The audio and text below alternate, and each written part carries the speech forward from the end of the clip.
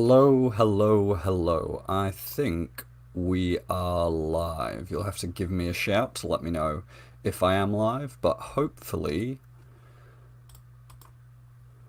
you guys are seeing and hearing me clear.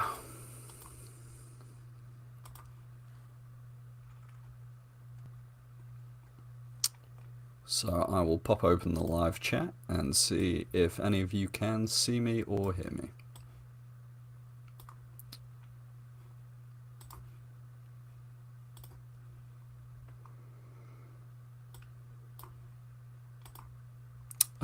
Thank you.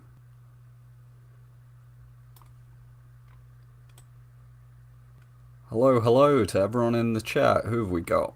We've got D. Hasimovich, we've got Katie, we've got Jessica, we've got Maxime, Erin Lascallon, Lizzie, Matt, Ash, Halbrand's Pouch, Melian. Wow, so lovely to see so many of you guys here already. Hello to Rene as well. Lovely to have you guys here. Should get the obvious bit out of the way. Obviously, as you can tell, it is just me today. Anna is unfortunately has to deal with some personal stuff today, so isn't able to join us for this week's episode. Anna will, of course, be back for next week's episode. Which will probably not actually be on a Wednesday. I'm going to be busy the night before the finale.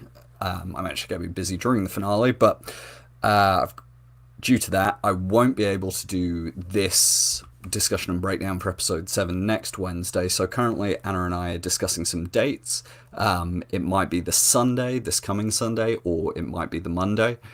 So we're going to try and find a day that works for everyone. Obviously, it'll still probably be around this sort of evening time UK, afternoon US.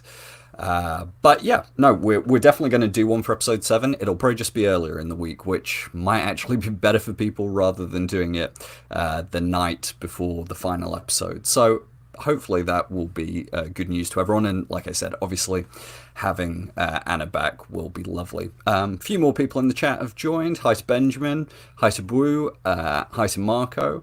And yes, Katie says it's a bit of a pre-next episode tradition this has become, hasn't it? And Matt says was not going to be missing this week, and Anna shall be missed. No, Anna shall definitely be missed. I'm just waiting for the guy who's in this chat every week, who's really just here for Anna. What's his name? Stanley, I think. Stanley. So Stanley, if you're here, if you haven't already left the stream because Anna's not here, I hope you can put up with it just being me. And as usual, once again, I apologise for the poor quality of the stream in terms of bitrate. I do all these on a laptop that is 10 years old, and my internet connection is probably even worse than usual because I'm not at home. I'm actually staying at a family's house this week. So if it looks a bit different behind me, if you can't see my library of books and it looks more like I'm staying in a old English cottage, it's because I am staying in an old English cottage. I see Katie saying, I bet you guys will be busy. No, I'm not actually I'll answer this one before anyone asks. I know that Empire Magazine tweeted out today that they're going to be hosting a special screening of the finale in London next Thursday. I don't know what time of day they're doing it, but I'm 90% sure I'm not going to be able to make it down to London. I don't live in London anymore. I did for about 6 years, but I don't live there anymore. So I'm sadly probably not going to be able to make it down to that next week. I'm busy anyway, and also it's just doing another last minute trip to London after all the other ones I've done this year. Probably not feasible, but maybe Anna will be able to go. Maybe some of you guys who are based in the UK will be able to go if you can get tickets tomorrow. But yeah, no, it's just to spoil that one, I'm not going to be there. But don't worry, guys. I got to see the first 2 episodes on the big screen. I'm not gonna pretend that I have any right to see the finale on the big screen. And watching it at home, just like the rest of you guys, is more than enough. I see a few more people have joined. Hi to Artenaro, lovely to see you here. Hi to Lavender. Yeah, I see a few more people speculating that that me and Anna are going. Anna might go if she can get tickets. I don't know. You'll have to ask Anna. I guess we'll find out tomorrow. But no, sadly, I will not be going. Anyway, that's enough admin. But once again, lovely to see all of you here. I can see Lizzie asking what wine, because I know it's become a bit of a tradition that when I do these live streams, I'm usually drinking a glass of wine. Tonight, actually, believe it or not, people, it's just water tonight. Just water. I'm being sensible. I'm not gonna drink wine tonight. Just because I don't fancy it, and I'll probably be doing some drinking this weekend and next week. And despite the fact that, as you can tell with my full head of hair, I'm a young man, I can't drink as well as I used to, and so the idea of drinking too much this week, probably just not for me. Anyway, really getting off track now. But thank you guys for everyone who has joined today, even if you're usually just here for Anna. I hope I can do justice. As usual, we're going to go through last week's episode. We're going to go plotline by plotline, which this week is actually pretty easy because there were really only 2 plot lines happening. There was a couple of scenes in Rune, but we can cover that at the very end. If we have time and if I can be bothered. But yeah, we're mainly going to be covering today, obviously, all the stuff with Eregion, Khazad-dûm, Sauron, up to his shenanigans, Galadriel and Adar, and then we'll also cover everything good going on in Numenor. Good, maybe not good, maybe bad, with the sea trial, with Elendil and Eärion's conversation, with Elendil and Miriel's conversation, and of course that teaser of Pharazôn peeking into the Palantir. So yeah, you guys know the drill. If anyone's new here, now you also know the drill. Let's just go ahead and dive right in. And as always, guys, especially today, because I'm not joined by Anna, if you guys have any comments, any thoughts, any questions, any theories you want to drop in the chat while we're going, please do. Gives me something to respond to, and rather than just me rambling by myself on my own, which, as we always know, is the peak of entertainment. But yeah, we'll get going. Quirky Joe's joined the stream, I can see. Hello, Mr. Mouse. And Diomedia's here as well.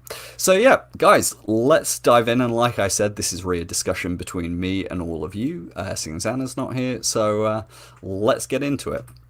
Of course, we're going to start off in Eregion. But technically, we actually, and it wasn't until I rewatched the episode yesterday, I forgot that we technically don't start in Eregion. We start somewhere in the outskirts of Eregion, which was what I thought was an interesting scene. And I know that plot-wise, it was really just designed to show that Arondir had found Adar's army, that he was approaching Eregion, that he was going to be, you know, the last elf possible to come and warn the elves about what's going on or what's coming. Obviously he didn't do that in time, as we found out at the end of the episode, but I actually thought one of the most interesting parts of the scene wasn't Arondir's very cool fight scene, which was obviously great. It wasn't even Arondir finding the map, which we'll cover in a second. I thought it was this really interesting, just very quick piece of background dialogue between the 2 orcs who, I think we can infer from this dialogue, have deserted Adar's legions and have decided they're not going to fight in the coming battle. They're not going to get involved in the siege. And I thought one line in particular was very interesting. It's this one here where they said, anything's better than dying to help Adar chase a ghost.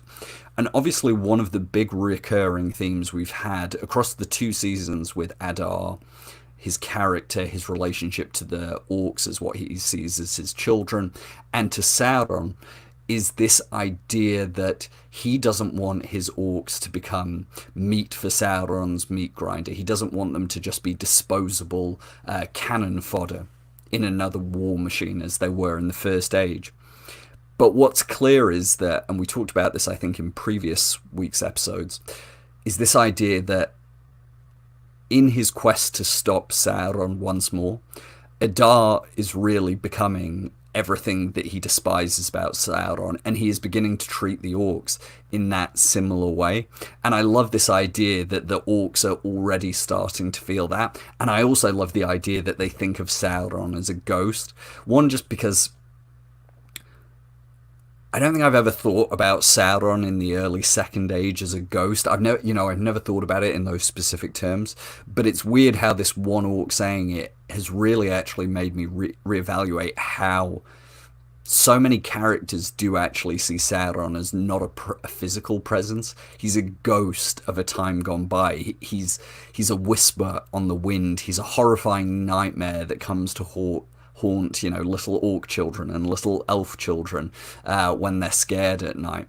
And so it's very interesting to see both of those aspects. One, this idea that Adar's grip on his children may already becoming a little bit fractious, but also this idea that the orcs don't even believe in the cause, because of course they've seen no evidence of Sauron. So yeah, I just thought it was a really fascinating scene. Let's see what people have got to say in the chat.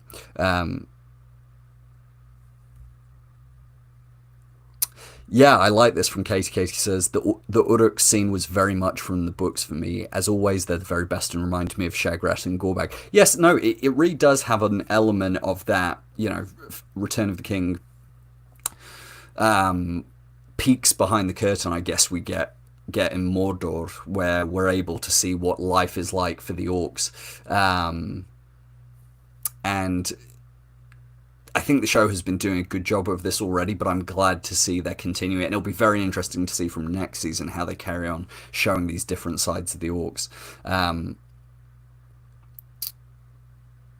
Halbrand's Pouch says, just like Galadriel in Season 1, becoming like him while chasing Sauron, they share the same gift. He saves them, children and an army. Now the orcs are both Adar's children and Sauron's potential army. Yes, we'll absolutely be getting onto that conversation later, because I thought it was just a wonderful way of showing how effective Sauron is as a deceiver and a manipulator without even being present. Without even being present in that scene. It was a wonderful... It was a wonderful way of showing that. I like this from Lavender as well, who says, it also reminds me of Galadriel in the prologue, wanting to keep going while others are collapsing from exhaustion. Yes, there's something about the quest for vengeance which burns you out from the inside and leaves nothing left but a husk, and anyone following you is going to be caught up in those flames. And so I agree, that's a really good observation, Lavender. Anna's here as well. Thank you, Anna, for joining. I know you're not able to join the stream today, but it's lovely to have you in the chat for however long you're here. You missed the bit where I said, I'm sure everyone's going to miss you, but obviously I didn't say that. I don't miss you. I don't mind. It's fine. Joshua Mitten is here and says, Hail, trying to join while on my flight. My God, if you're trying to join a YouTube live stream while you're on a flight, you have my utmost respect and admiration. Brilliant. So let's move on from that. The only other thing that I thought was interesting in this kind of opening, as I said, it's not really the first scene. It almost acts as a prologue for the episode, is that I think, and I don't know how well you guys will be able to see this on the live stream, but you can go back and look at the episode or take a screenshot and look yourself. I thought it was very interesting on the map. You can see that there are actually red markings around different parts of this drawing of Eregion. So there's one up here in the top left, there's one there in the center, there's one more visible in the bottom left, and then there are another couple closer to the city of Eregion. Now what's interesting about that is obviously at the end of the episode we see that, as we saw in the promo, that the orcs have got together siege weapons that they've assembled, kind of a siege camp, and they're going to bombard the city from across the river. But I think these two on either side of Eregion are most interesting to me, these red marks, because I think they might be the clue as to how they're going to dam up the river. But we'll save that conversation for the end of this live stream when we talk about looking forward to episode 7. I mean, I also think these red marks are a little bit of an indicator that, as Adar reveals to Galadriel later, he's not just brought one legion of orcs, there are orcs joining his army from all over. And I wonder whether there'll be an element of this that's discussed in these final 2 episodes, that maybe not all the orcs were in Mordor. kind of prior to this, and how that might play into Sauron's hands. Also see Beric's here. Lovely to have you as always, Beric. Or as Matt says, Beric, my boy. But yeah, no. So I just thought that was a really nice little glimpse of what might be to come, and I think it might hold some clues. Okay, so let's move on to the first scene proper, which is, of course, I mean, you guys know that this is what I'm kind of most excited to talk about, is just the wonderful scenes in this episode of really just Charles Edwards acting his shoes off. Just, I thought what was really brilliant about him in this episode is, if you actually were to count the screen time Celebrimbor gets in this episode, he's not actually out in front. You would say Sauron gets more screen time. You would say some of the Numenor characters get more screen time. But what's interesting is every second he's on screen, we're getting that little bit more insight into his descent into madness, right from this opening scene where he's, as I said on Twitter, it's a very Shakespearean, it's almost a Hamlet-esque soliloquy where he's talking to the metal that he's trying to forge into the Nine Rings, the way he's talking to them as if they can hear him. And obviously this goes back to the idea that Sauron's kind of planted inside his mind from the previous episodes, that there's a will and there's a nature within the materials that are used for creation, and he's trying to impose his own will upon them, but he's finding that he's being resisted. And of course, as I saw some people say on Twitter, I can't remember exactly who it was, otherwise I'd give credit, but the way he talks to the metal, talking about them being not alive, not possessing a soul, not possessing a mind or will, is a really nice foreshadowing of what the Nine Rings will do to the men who one day wear them. They will no longer possess a mind or will of their own. They'll no longer be able to resist Sauron. They'll just become servants under his rule. And so I thought it was really interesting to have Celebrimbor both speaking to the metal and the rings themselves, but also to be speaking to their future wearers. Halbrand's Pouch has another interpretation here. I liked how he says here, the ring doesn't have a mind of its own, foreshadowing how the One Ring will one day have a mind of its own. That's another great way of looking at it. I think my mind naturally more went towards the Nine, but I can totally see how it would also be applicable to the One as well. I also thought it was interesting that they continued this idea of him forgetting things, of him not being able to recognize his surroundings, whether it was him not being able to remember Myrdanir's name, whether it was him not being able to see the hammer, although how much of that was obviously Sauron messing with his mind, because I know people have already pointed this out, that when he says, I left my hammer here just earlier and now it's not there, you can see in the background of the shot that it's not there, but then when Sauron says, you mean that hammer? And he turns and it obviously is there. And so it's a question of, is the hammer really there the whole time, or is it not there at all? The point is, of course, that it's Sauron who's already manipulating his mind, who's already messing with his perceptions.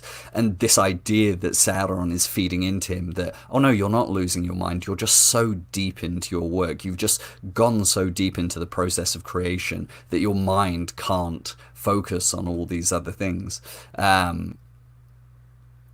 So I thought that was really great, and it was, again, just a really nice opportunity to show the extent to which this gradual warping of Celebrimbor's mind is happening to him in almost such gradual steps that he has moments where he's aware of it, but he's not able to recognize that it's being imposed upon him, much like in that previous episode where Sauron's almost taunting him by saying, for one who so masterfully manipulates metal, you don't recognize when others are doing it to you. All of these things, Celebrimbor is almost so close to recognizing what's happening.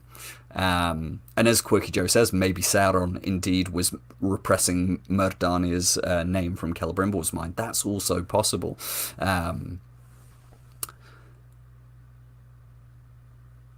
Oh, and Lavender with another great point here saying, while pride was quite a thread throughout the episode, it also called back to season 1, where they were saying the Mithril was too proud to be forced to alloy. Yeah, there's a huge theme of pride here, which we'll obviously get into when we come to Adar and Galadriel's scene. And also Harry in the chat. There's another Harry, so hello to Harry as well. I don't know which Harry you are, but obviously this isn't me talking to myself. It says, heartbreaking too, as the other elves begin to recognise that something's changed with him, but Anatar is able to manipulate them too, like his conversation with Merdania. Yes, I thought, you know, even the way Merdania looks at him in this scene, it is really heartbreaking, because obviously in the back of our mind we know that Anatar planted this seed that Celebrimbor was losing himself to this creation, and that he was the kind of demonic figure that she saw in the unseen world. So yeah, it is heartbreaking, because I also wonder how that's going to manifest in the final 2 episodes. Stanley's here. Of course Stanley's here. Stanley, we were talking about you earlier. No, Anna can't be here this evening, unfortunately. Some real life stuff needs her attention, so she's unfortunately not able to be here tonight. But she will be back next week. But I knew you'd be here to remind me. And Sauron the Dark Lord is here as well, so don't mind us if we're saying bad things about you, Sauron. I'm sure it's all positive, really. And then, of course, we get to the scene where Sauron comes out and addresses the people of Eregion who have come to bring their issues to Celebrimbor's attention. But of course, Anatar has subtly wormed his way in to being, you know, the deputy administrator of Eregion and dealing with all the council issues that require his attention. I just wanted to address this first shot we get there, which I think is fascinating, and it'll come back towards the end of the episode when we have the dream sequence. But look at how this shot is framed, with the statue of Fëanor in the foreground, you know, what I assume is meant to represent one of the Silmarils in his hand. And one thing you'll notice is a recurring theme is that Sauron and Celebrimbor are never filmed with Fëanor's statue overlooking him or overlooking them. He is always standing behind Fëanor, almost as if this has all been being done behind Fëanor's back. And obviously Fëanor is long gone at this point and is busy sulking in the halls of Mandos probably.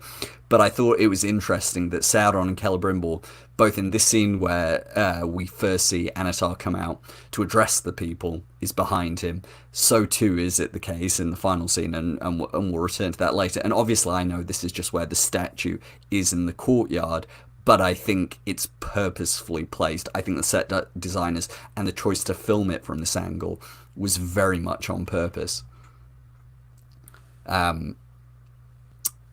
Boo says, have to go to sleep because I've got to wake up early tomorrow, but we'll watch the replay for sure. Have a good night, everyone. Well, thank you, Boo. I hope you sleep well, and thank you for coming. Beric says, I do love how the statue is faded and the Silmaril on it is chipped. There's an element of decay. It's another good point there as well. I think the only thing I don't like about this, and this is me being super, super picky, and I even feel this isn't really a complaint. This is almost just if I'd been making this episode, this is what I would have liked to have been different. I just do wish that the presence of Fëanor's statue had been addressed. And what I mean by that is I would have liked, and when we first saw in the kind of leaked behind the scenes pictures from the set, you know, I think it was last year in 2023, I really hoped that the statue of Fëanor having been erected was going to be a plot point. I was really hoping that Anatar's influence on Celebrimbor building into his pride, his ego, his desire to surpass Fëanor, I'd really hoped that was going to what was spur Celebrimbor to erect this statue to his grandfather. Because obviously, for those of you who've read the Silmarillion, you'll know that Fëanor isn't actually, you know, a particularly popular figure among the elves by the end of the First Age. I mean, also throughout the First Age itself, but I mean, for the elves who survived the First Age and are living through the Second Age, I can't imagine there's many who would want to see a statue erected to Fëanor. Now, obviously, within the show's canon, you can just say, well, Celebrimbor is the Lord of Eregion, so him doing it makes sense. But I really would have liked to have seen this point addressed. Now, who knows, maybe they did have an in-scene explanation for it and it was cut at some point. Maybe they just thought this is just a nod to the book readers. That's fine. But I would have liked to have had the fact that this statue had been put up in the first place to be addressed. So yeah. Just see what people say in the chat. Yeah, and Harry says here, I wonder what significance the statue has to people who are casual enjoyers and don't know Fëanor. That's another great point. It's just, it's obviously there as an Easter egg and a nod to book readers, but I think it would have, A, been nice for book readers to have had, you know, a scene addressing it, but also for just viewers who haven't read the books, they just see the statue, and maybe really switched on viewers are going to say, oh, they keep referencing Fëanor, they keep referencing the Silmarils, this is a statue, it keeps being framed around Celebrimbor, maybe they can put two and two together. Yeah. So Jacaranda Boreal makes a good point. I noticed that the set is used for two places, an entrance with the gazebo and the plaza in front of the tower.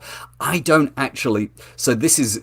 I was going to bring this up. I think it's in episode... Is it episode 4 where Prince Durin visits, you know, and they discuss the rings. Or maybe that's episode 3. I'll have to go back and check. But yes, there's obviously a scene where Durin and Disa are standing outside, and in the background you never see the statue of Fëanor, which makes me wonder, was it originally planned that we would see the statue being erected? Were there more scenes of Celebrimbor and Sauron in the middle of the season that were cut out? I mean, we may never know. Maybe it'll get addressed by some cast interviews or behind the scenes if we ever get them. But I actually think that it was meant to have been built at some point during the season. Maybe I'm wrong. Maybe you're right that it was actually... Oh, so Jacaranda also says that in larger panoramic views of the city you can see both plazas. Okay, maybe it is just clever reuse of the set. But if it is, then it's not that clever because I noticed it was the same set. But yeah. Halbrand's Pouch makes another point. The statue really looks like it's not really been taken care of. Part of the Silmaril is missing. It's a bit dirty. Surely ignored by the people. Only Celebrimbor cares about him. I love that interpretation, that actually, even within the show's canon, the people of Eregion, or the majority of them, don't really care for this statue to Fëanor. They probably see it as a bit vainglorious, a bit venerating someone of the House of Fëanor who perhaps doesn't deserve it.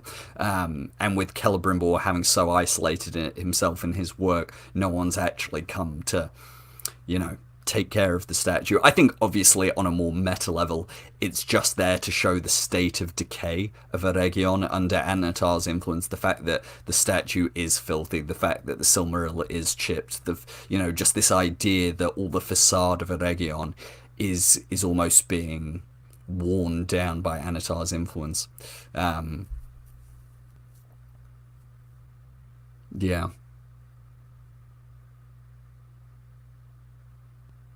Anyway, we don't need to spend too much time on the statue. Let's turn to the scene that actually follows this, and I apologise for the slightly graphic imagery in case anyone doesn't want to look at a body with a message carved onto it. But I'm of course talking about what Anatar is actually brought out to see.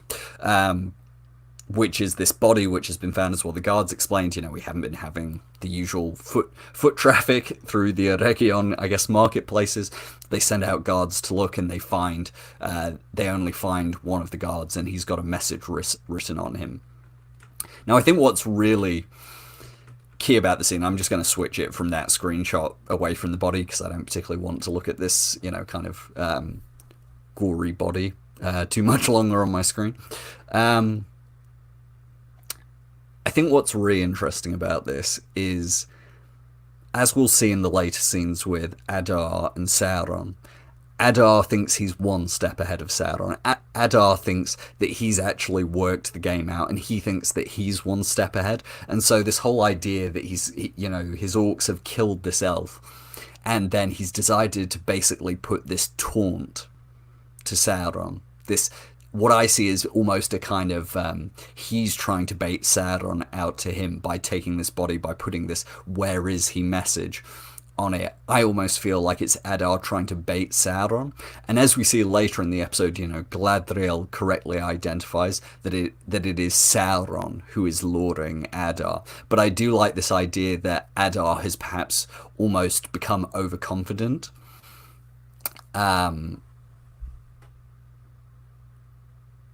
And so I wonder whether that's what it's about. Good question here, actually, from Beric. Beric says about the actual runes carved on the body.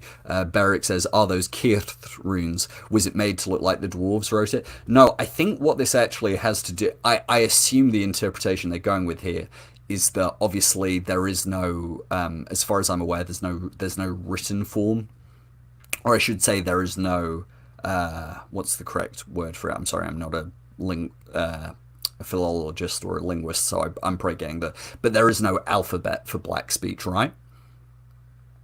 So I think much like with how the One Ring, you know, the inscription on the One Ring, while the language is of the black speech, the written mode is in Tengwar.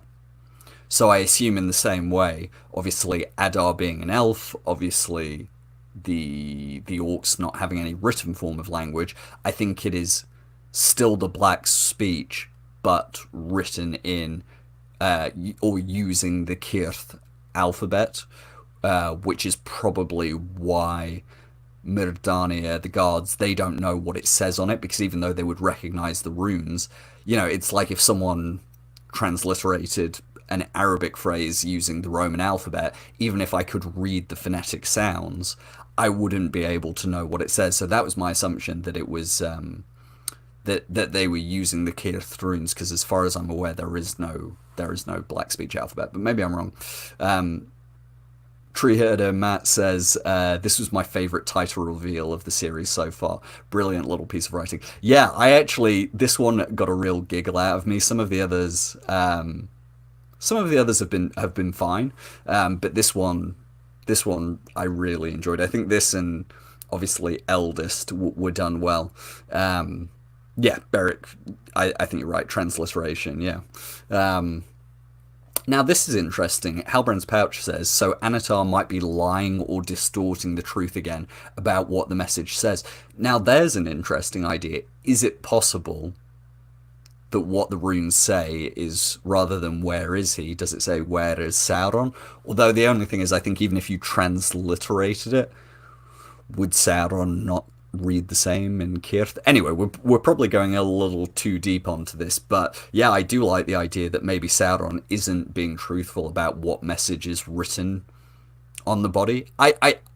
I think he is being truthful. Like, if I had to make a guess, which is always difficult when it comes to the Deceiver himself, I would say he probably is telling Myrddania the truth, because obviously it allows him the ambiguity still of who the he is. And so because he doesn't address that with Myrddania, does Myrddania think this is again about Celebrimbor's descent into darkness? How does she interpret it? Does she think it's about Anatar, thinking that someone is after Anatar as the Lord of Gifts? I like that it's left open to interpretation in that way. Yes, and as Beric points out, the fact that he is capitalized is interesting as well. Sauron the Dark Lord says, I can bet it says, I have Galadriel. Well, maybe few shippers out there, maybe that is what it says. Yes, Harry says, if he's not being truthful, it would be weird for him to give such an exposing message to Myrddania, so she would ask questions. Yeah, I think that's the point. Now, let's move on to Adar and Galadriel's first conversation, which I'm torn which of these conversations I actually like the best. I thought they were both brilliant scenes. I mean, there's so much to praise in these, in the way these scenes are shot, the way the dialogue is written. Obviously, it's very much shot, and I haven't pulled up dozens of screenshots to show, but obviously you guys will have recognized it, that the way the conversation begins with the camera on a Dutch tilt, the same way it did in Season 1 in Episode 6 when the roles were reversed, and Adar was Galadriel's prisoner was a really nice touch to show how how this is a parallel scene, but obviously the power dynamic has shifted. And then once they get into having real, truthful conversations about what Sauron promised them, the camera goes back to being, not untilted, I should say, or not tilted anymore. And it's even lit in a very similar way to that scene with Galadriel and and Adar from season 1, because it's quite a dark interior, but there's shafts of light coming through whatever it is the orcs make their tents out of, in the same way that in season 1 episode 6 they're in that kind of barn with very little natural light except for the slits in the wood of the wood paneling of the barn through which you get these shafts of light. And I like that it was very much, they leaned into that. I know we were all expecting this anyway, but I just think it was a real commitment from the directing, from the cinematography, the set design, to have it feel like a parallel scene while being slightly different.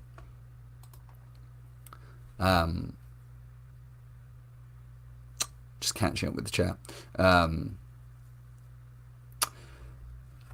Joshua Missing, I think the issue is, Joshua is asking, can anyone look at the black speech that was carved on the body to ascertain completely what it said? I think the issue you'd have is that the Keith runes are going to represent sounds, and we have so little, Tolkien gave us so little of black speech that even if you could, and I'm sure there are Tolkien scholars that can read those Keith runes and probably tell us what it says in terms of the transliteration, I don't think we'd necessarily be able to read it because there isn't enough black speech that Tolkien gave us. Yeah. So anyway, that's just the scene in general. I like the way it was shot, but I think what was most interesting was this whole back and forth about Sauron's promises. And obviously Adar asks Galadriel, what did he promise you? And it's interesting because I think Galadriel answers this in both a truthful sense, but also not wanting to admit some of the wider truths of what it says about her. So obviously she says, he promised me an army. And this is something that's, both been referenced in terms of season 1, where Galadriel's obsession is, while she's in Numenor, is about getting herself an army so she can go back to Mordor, confront where she thinks Sauron is. But also, it's what Elrond says to her in episode 2 when they're in Círdan's boathouse, when Elrond says, how Sauron as Halbrand presented himself to be exactly what you needed, the lost king with the army who could ride you to victory. And so I think in that sense she's being truthful.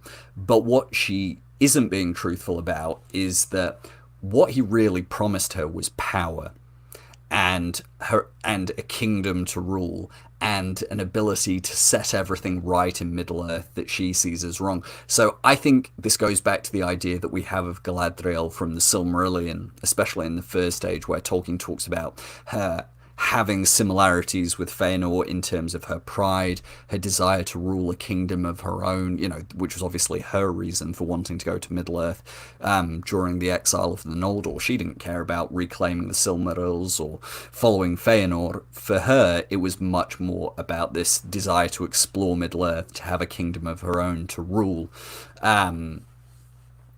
And I think Galadriel, there is a part of her that still hasn't come to terms with that. Obviously, this is where it differs slightly from the books, because at this point in the Second Age, Galadriel, either, depending on which version you read, she has been ruling Eregion with Celeborn until Anatar's come along, or she's, at this point, headed across the Misty Mountains to Lorinand and, is kind of self-styling as the, Lady of Lorien.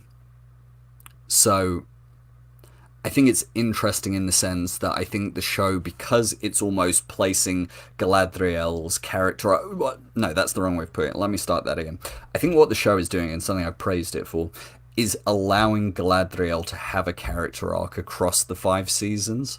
And in order to do that, you have to start Galadriel in season 1, almost where she is in the books in the First Age, And where we've got her at the moment is in this kind of middle period where she's still got this desire to rule, and it does represent a slightly darker side to her, but also now being in possession of Nenya, it's almost she's in that mid-transition point of still wanting a realm to rule, still having that pride about her, and as people in the chat have said, this point of pride is a recurring theme throughout the episode, but because of Nenya, because of the three rings, it is shifting her desire from a right to rule for the sake of ruling now towards a desire to rule in order to protect Middle-earth and preserve Middle-earth.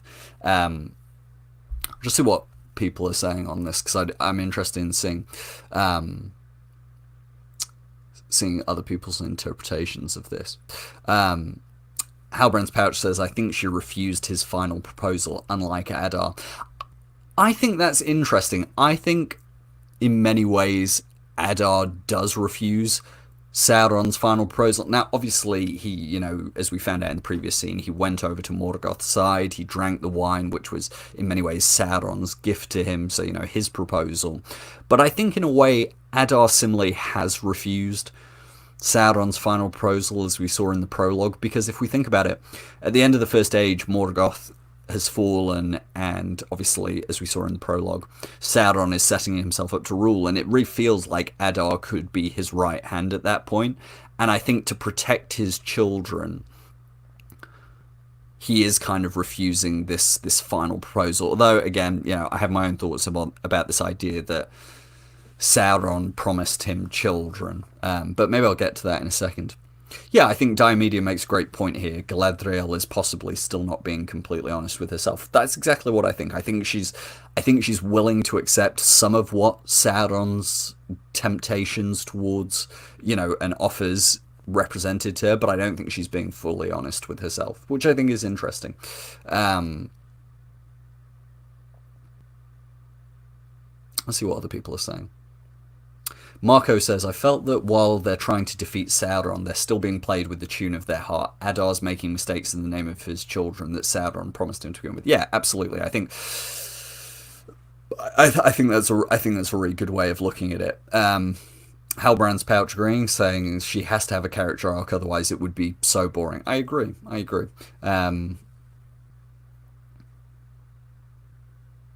Interestingly, Katie compares it to kind of Arathel and Eol from the First Age. I probably don't have time to explain to everyone who's watching who hasn't read the Silmarillion the story of Arathel and Eol. But that's a really interesting interpretation. I almost need to think about that. I didn't read it that way myself, but I definitely have to think about that.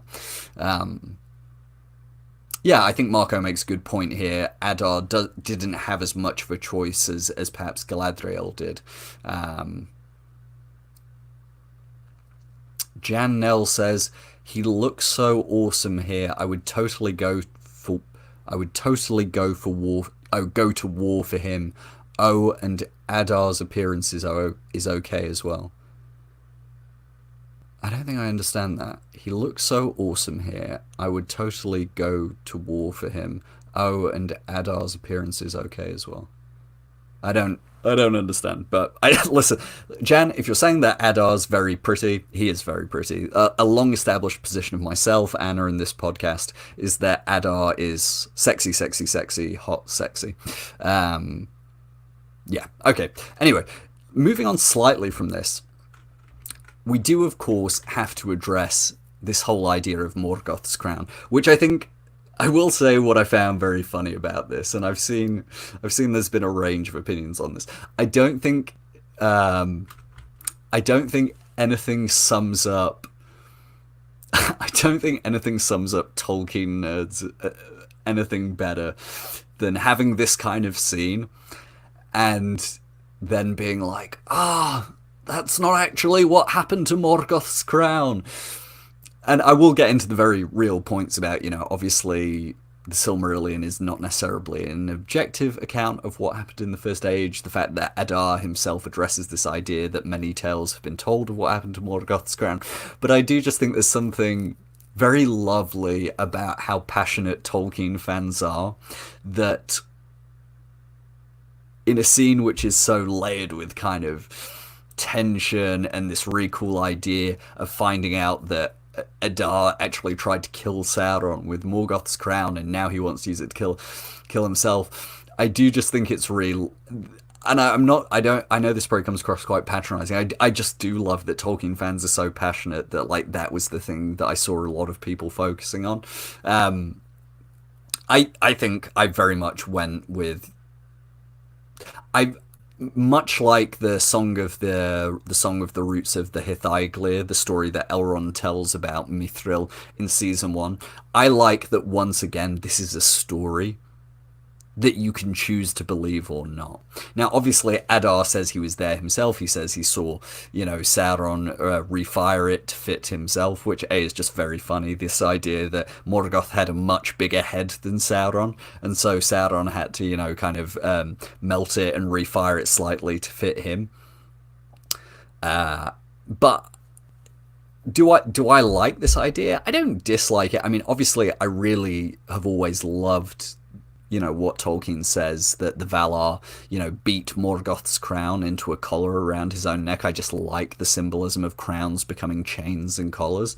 But as Beric says, I like the idea that Sauron took some portion of it possibly and remade it for himself. Yeah, I think that's one way you can look at it. I mean, depending on how big Morgoth was in the First Age, I assume he was significantly larger than Sauron's physical form. He probably didn't need the whole collar. Maybe when the Valar, kind of beat this into a collar around his own neck, maybe they, slightly broke the crown. Also, there's the question of once Morgoth was cast beyond the doors of night into the void, was his crown left behind? Was the collar left behind? Was the collar just a thing they did?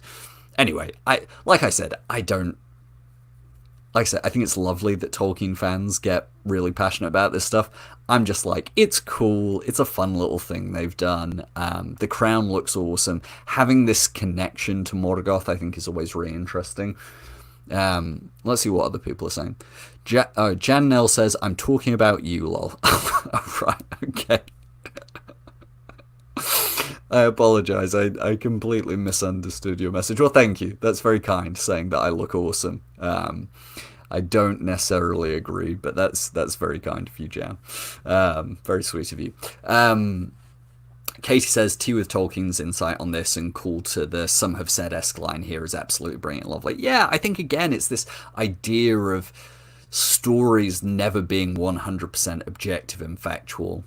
This idea of the Silmarillion itself having been an account that was written by someone else, that has been passed down, that has been translated. Everything in Tolkien's world is very much the idea of stories being told and retold and passed down, and depending on who's telling the story, you're getting a slightly different version of events. So yeah, I don't mind it at all. Sauron the Dark Lord says Morgoth had such a big head they could barely push him through the doors of night. I like that. And Diomedes making another great point here. I love how self-conscious the show is about the reliability of narrators. Yeah, it's a nice thing for the show to do. And it's, do you know what? I think it's almost, in a way, it's a nice commentary on the meta nature of adaptations. Of not just Lord of the Rings, but adaptations of any books. That the Rings of Power is not a word for word, scene for scene, blow by blow, date by date representation of Tolkien's story of the Second Age.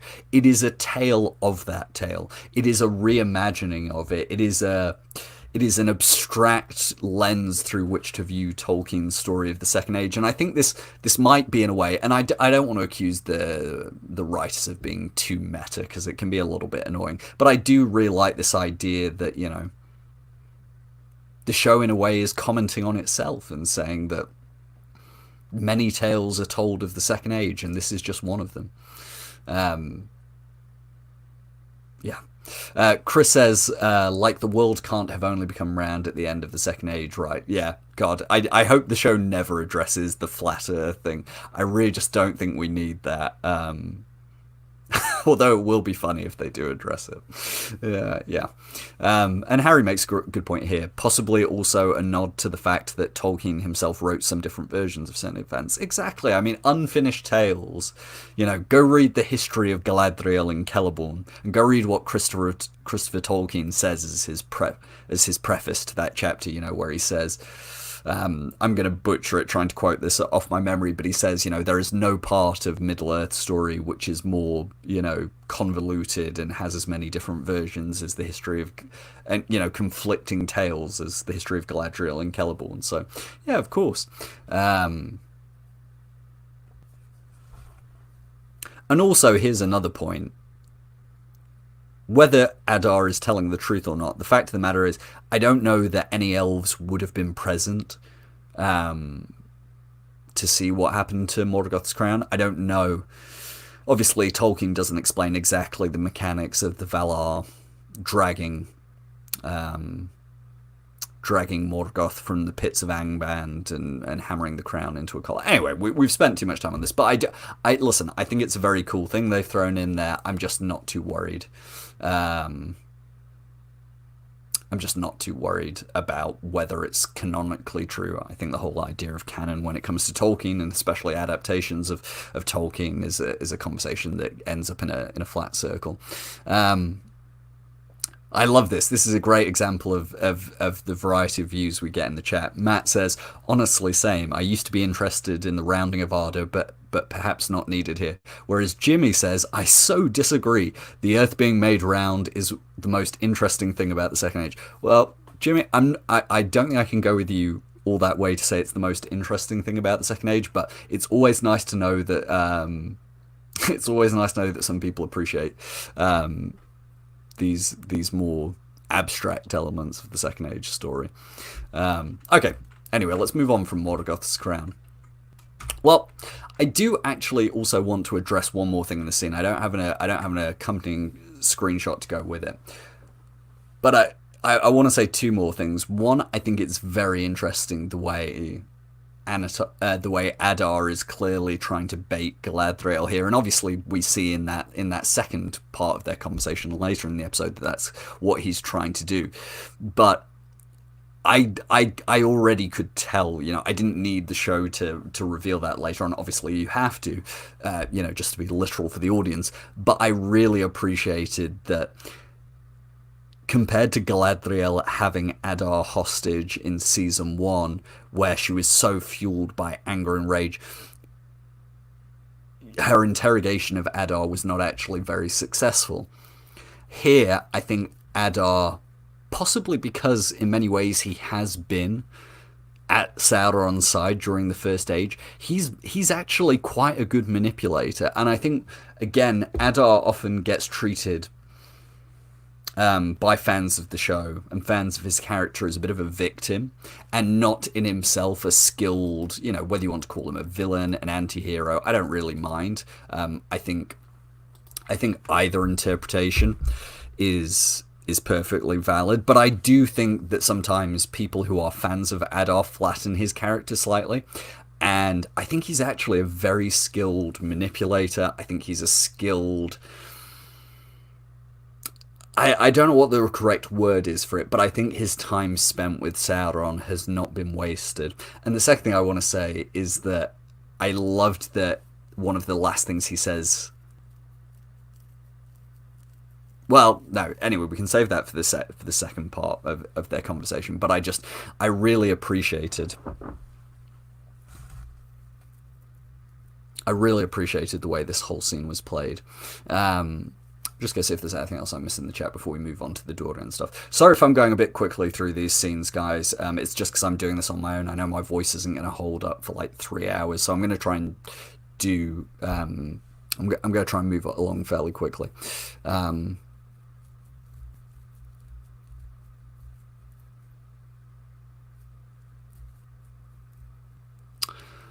Let's see what I've got here. Chris says, I'm still unclear on if Celebrimbor knew Anatar was Sauron in the book or not. No, I think this isn't really a spoiler, so I'm happy to discuss it, but I think within the book version it's relatively it's relatively well established and sure that we can say that Celebrimbor didn't know Anatar was Sauron until Anatar leaves and forges the One Ring. I think it's open to interpretation a little bit, but I think it's a little more black and white in the books.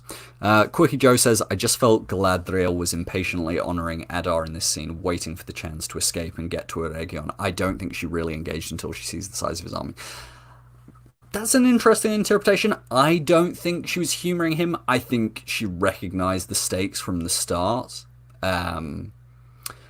Halbrand's Pouch says, what startles me is Galadriel really believing that combining Nenya and Morgoth's crown would be enough to kill Sauron. They are literally different forces, one evil, one untainted. Yeah, I think this is an area where the show is slightly weak, and has been for both seasons. And it's not necessarily...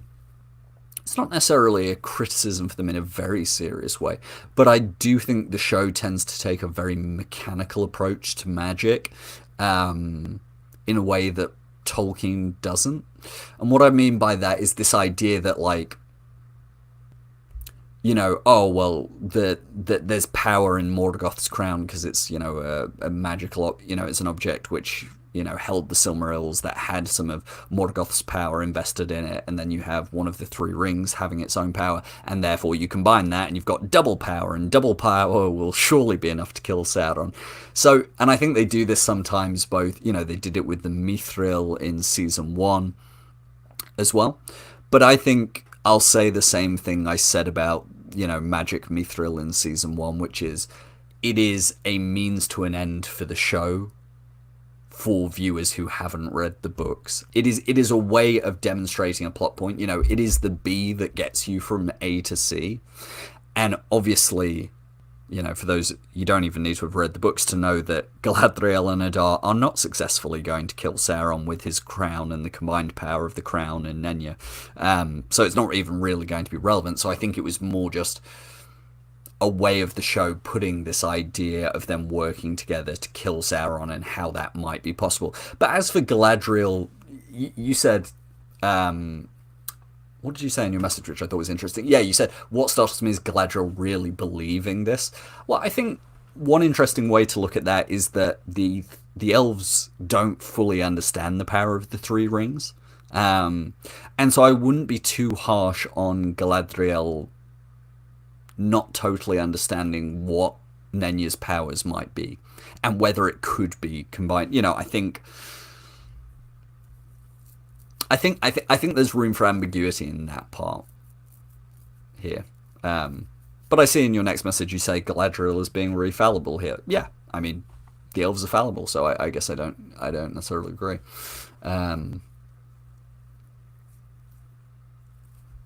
Matt says, pick up the pace already. I assume that's it. That's at me for going so slowly through this. Was Adar down on bended knee here? Only thing is Galadriel needs to bring the ring. Lavender, I'm perfectly happy if people want to ship Galadriel and Adar, but much like with Galadriel and Halbrand, I don't really read the scene that way, but I totally appreciate people have fun with shipping. Lizzie asks, do you read Unfinished Tales after the Silmarillion? Yes. I mean, technically there is no set reading order. I would say if you were looking to read Tolkien's extended writings, I would go The Lord of the Rings, the Silmarillion. I would then probably do Unfinished Tales. And then if you wanted to do the individual standalone books of Beren and Luthien, The Children of Húrin, and The Fall of Gondolin, you could do that after if you wanted to carry on deep diving. The Fall of Numenor, obviously the more recent published book, is another way of kind of reading it, but I think I actually prefer the way Unfinished Tales lays it out because it shows all the different versions. And obviously there's interesting stuff in there about the First Age and the Third Age, whereas The Fall of Numenor is really just about the Second Age. Beric says, I'm not sure Galadriel actually agreed with or believed it could work with Adar, but there's also the idea that Galadriel does not fully understand Nenya's powers. Yeah, I agree with you totally there. Jessica asks, does Adar actually think that would work, or is he just using the idea to manipulate Galadriel? Well, there's another point. I hadn't even explored that. But I think you're right. I think there's a question over whether Adar even believes it. So Jacaranda says, do you think Galadriel will blame herself for the fall of Eregion since Adar fooled her? No. And we'll come to this in their later scene, but I think Galadriel is very well aware that Sauron has successfully manipulated Adar, and we see that later.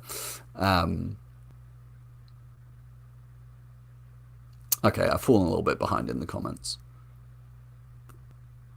Quirky Joe makes a good point that I don't know the answer to either, and was a question I was left with after.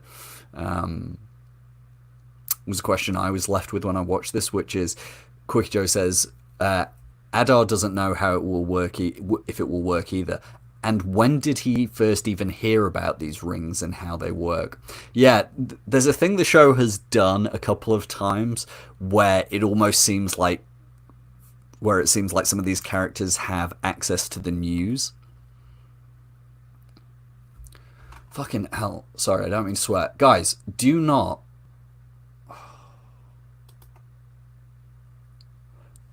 put spoilers from the books in the live chat. There are some people who watch this stream, who listen to this podcast, who haven't read the books. Please don't put spoilers for like specific scenes, events from the Second Age in here. Don't do it. Really annoys me. I'll remove your message. I'm not going to ban you from the chat, but just don't do it, please. Yeah, sorry. Going back to Joe's message. Yeah, there is just this thing the show seems to do where it's almost like the characters have access to some Middle-earth news, and so they know more than I think they should. But as Halbrand's Pouch says, maybe Halbrand told Adar about the fact the rings and that they worked. But anyway, yeah. People are responding to. I was responding to Leslie's question about when to read the Unfinished Tales, and people are both Jan and Quick Joe said, no Hobbit, or leave the Hobbit, reading the Hobbit until last. I mean, read the Hobbit whenever. I always say this to people, and obviously it's true in a sense that anyway that Tolkien wrote the Hobbit quite separately. If you read, which I haven't even finished, but if you read The Road to Middle-earth, you can understand a bit more about the order in which Tolkien wrote things. But the Hobbit, in many ways, is the most separate of Tolkien stories, and I think when understanding the First and Second Age, obviously it's not relevant, but also it's just very separate. So yeah, no, you can obviously read The Hobbit, but I'm talking more about First Age, Second Age. Okay, anyway, we need to move on from this because we've been going an hour and I've probably only covered like 15 minutes of the episode. God. Okay, so then we get the scene of Sauron or Anatar, I should say, in Khazad-dûm talking to the dwarves. I thought this was a really good scene as well. Really enjoyed the way Anatar... I read this scene in two ways, basically. One, yes, Anatar has gone there to get more mithril. I think he genuinely has gone there to get more mithril for Celebrimbor so that he can carry on making the Nine Rings. But I think the real reason he wanted to go himself is that he wanted to see whether the Seven Rings are bringing the dwarves and are making them suggestible to him, are making them listen to him, are making them kind of swayed by his words. And so I think he almost wanted to go to Khazad-dûm to see whether that's working. And so, obviously he gets this line where he says, I see the Seven are serving you well, Prince Durin. And Durin says, they're certainly serving someone well.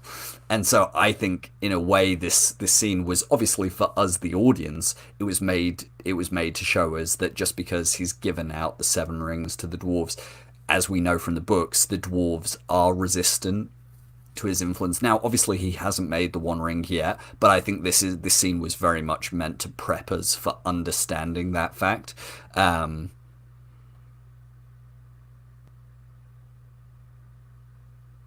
So yeah, I think that was kind of the dual purpose of why Anatar goes there.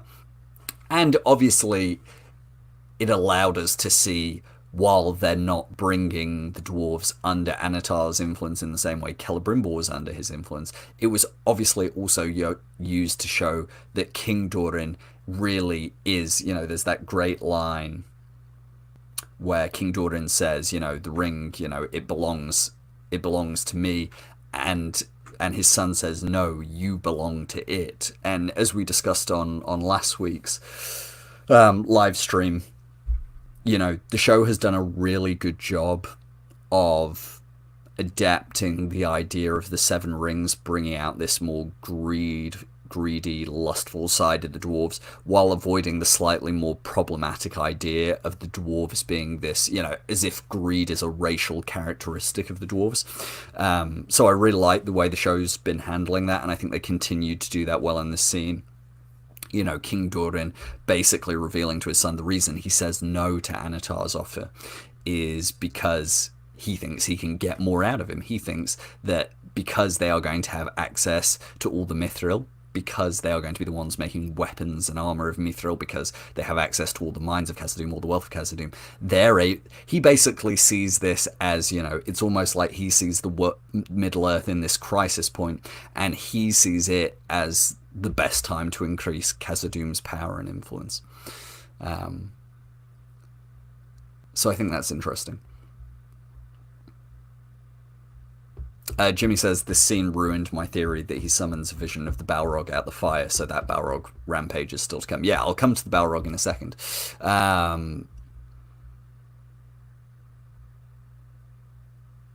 Oh, interesting comment from Jan here. I think Anatar is stressing Prince Durin, as in, stressing Prince in his name, to hint at that his proposal to reconnect Durin IV with his father by making the ring succeeded, hoping to prompt Durin IV to trust him more in the future because he sees Durin wearing the necklace plate, seeing that he's been reinstated the prince. I really like that interpretation, Jan.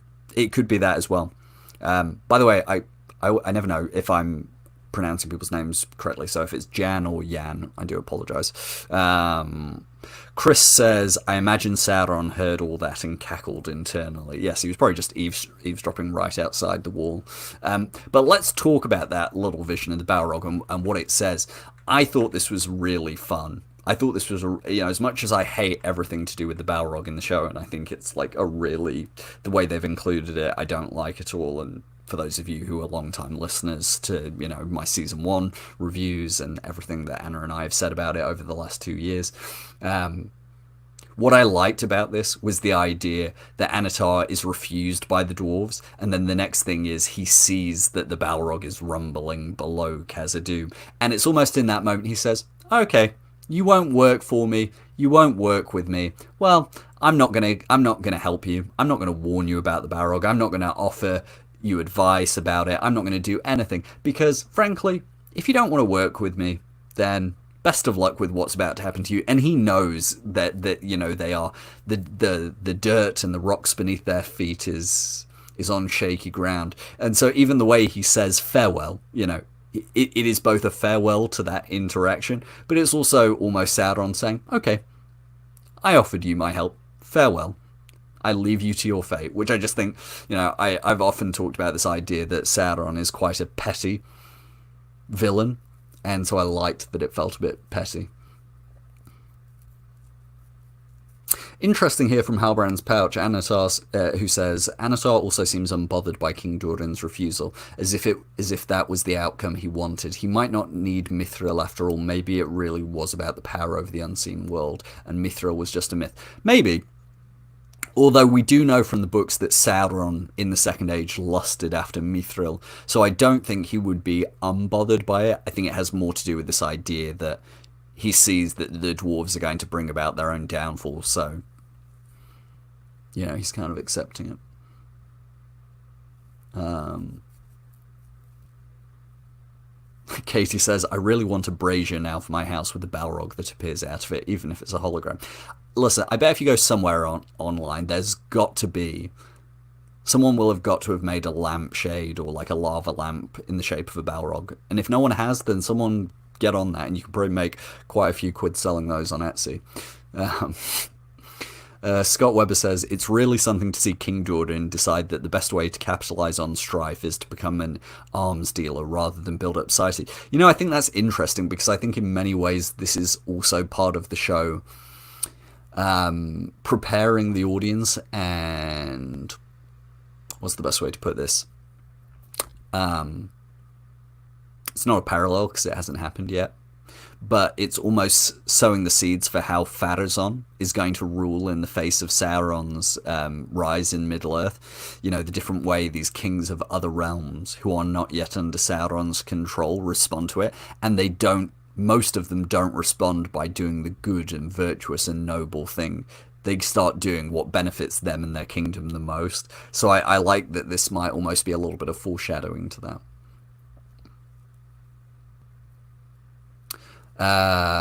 Jessica asks, I think ultimately because of the time compression, the Balrog will happen, but not for a long time, right? Someone remind me, does it happen during the seventh pre or post Last Alliance? No, it happens post Last Alliance. This isn't really a spoiler because it's Third Age, so no need to worry about that. Yeah, no. So technically, we shouldn't see it happen in the show. I get the feeling it might be how the show ends the Dwarven storyline at the end of Season 5. But I really hope they don't. I just want the Balrog to go away. As I've said before, it's one of my least favourite parts of the show, and I just want it to go away. I like that. Marco S says, the Balrog should be put in the Vegas sphere. That is good. Okay. Yeah, and then, as I said, I talked about this earlier, but, you know, this scene of Prince Durin talking to his father and getting him to try and convince him to take off the ring, I thought was really, really, really well done. And we'll talk about Durin and Disa's scene that came after this in a second. Yeah. Jan says, how do you feel about the actors mimicking Sir Ian Holmes' performance as Bilbo when being faced with the temptation of Sauron? Celebrimbor and Durin III, mainly. I don't think it's... I mean, I really do like Ian Holmes' performance as Bilbo in the original trilogy. I don't think they're mimicking it, though. I think it is just... I think what it actually has more to do is more with and I've seen other people discuss this, the writers, and I don't know how I feel about this, I'm still in two minds about this, but I think the writers of the show have made the way that other rings work more inherently tied to the way the One Ring works than I might have expected. Now, they've got a lot of grey area to play with there, because obviously Tolkien never wrote in detail about the way all the other rings worked. You know, he gives us some broad outlines about the Three's power to the preserve, what the Seven did to the dwarves in terms of feeding their greed, and the Nine, obviously, we'll get to in future seasons. But because we get so few examples of characters wearing one of the other rings of power, you know, obviously we never get the perspective of one of the 9 rings for men, you know, their wearers before they become full Nazgul wraiths, because we don't really ever see one of the 7 dwarven lords, you know, in a kind of prose part of Tolkien's writing rather than just his outline. I think the show's taking some creative liberties and making it seem like the rings of power have similar mental effects on their wearers as the One Ring. I think with Celebrimbor, it's much more intentional, because obviously, what is the One Ring? The One Ring is a manifestation of Sauron's power, and the effect of the ring on people should be seen as an extension of Sauron's effect on people. And so what we're seeing, the reason why Celebrimbor's actions seem so similar to, for example, Bilbo with the One Ring, is because what's happening to Celebrimbor under Sauron's deception and manipulation is basically what happens to anyone who wears the One Ring. Because, again, the One Ring is an extension of Sauron. Yeah. Beric says, sorry, Harry, the Balrog is going to be a recurring villain every season. Well, listen, guys, maybe I just won't come back for Season 3 if that's the case. Can't keep doing this. Jimmy Mack says, what's worse, Balrog or Gandalf? Definitely Balrog. I don't mind Gandalf being in Middle-earth in the Second Age. I just want them to stop playing around it and just get on and say he's Gandalf. I don't actually mind it. Okay, we do need to move on because I'm going so slowly. This is what happens when Anna's not here. I'm going so slowly. Anyway, yeah, the last thing I'll say is I just, about the Khazad-dûm part of this storyline, I don't really have anything analytical to say about this conversation between Durin and Disa. But we talked about this on last week's live stream. This idea that for the dwarves and for any of the ring bearers, the rings are like an addiction.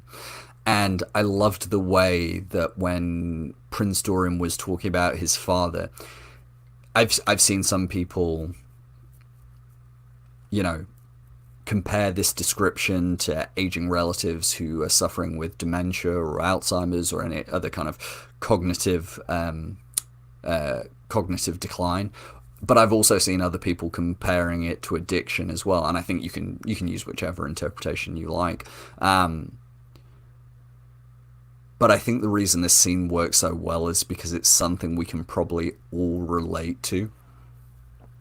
It's probably something we can all relate to in our own lives. I'm probably not going to talk about this too much because I think it's going to make me too emotional. Sorry, yeah. I think it's a really effective scene, and it kind of broke my heart, and yeah, I don't want to talk about it because I'm going to get really emotional about it. But I think the reason it is so effective is because it feels like something we can experience in our own lives, whether it's a friend struggling with addiction or a family member struggling with cognitive decline. It feels like something that we in the real world can relate to. And obviously it's all sold through Owain Arthur's brilliant performance, so all the credit has to go to him, but I think it's also written incredibly well. But yeah, this was a beautiful scene for me. And I loved the way that Disa comforted him as well. Not trying to negate his feelings, but instead saying, you know, you are always someone who looks for the light at the end of the tunnel, basically. But we have to act now, otherwise the light will be lost forever, which was just a really lovely bit of poetic writing in terms of paralleling this recurring theme we've had throughout the season of the dwarves trying to get the light back into their kingdom. But also just the way that she related to him in saying that, you know, this isn't a reflection of you. You always want to see the best in people, and you always want to see the best in your father.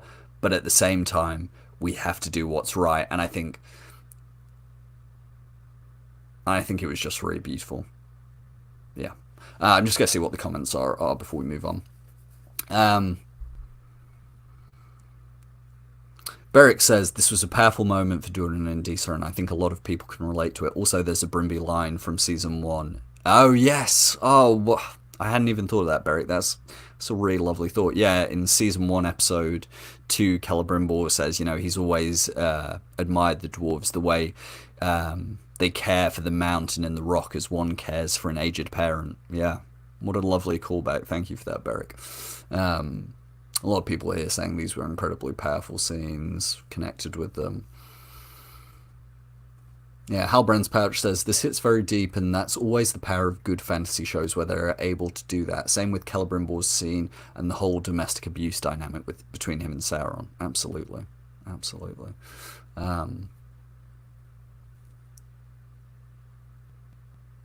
Scott says, this is another interesting interpretation or kind of point about the scene. Scott says, I love how this episode theme is really about choosing to either do what seems right for those closest to us versus that which is more beneficial to society. Yeah. Okay, alright, we're going to move on because, as I said, I find this all a bit emotional, and I don't want to get emotional on a live stream. So, we return back to, obviously other stuff happens in this episode with Numenor, but we're going to turn to Numenor after we get through all of this. I see Casey's got to leave. Casey says, I got to hop off today. Take care, all, and thank you so much, Harry, as always. Looking forward to catching on this later. Well, Casey, thank you as always for joining. Even for an hour, even if it was for 10 minutes, we always appreciate you being here and joining the conversation and supporting. So thank you, Katie. Hope you have a great rest of your day, and hope you enjoy the episode tomorrow.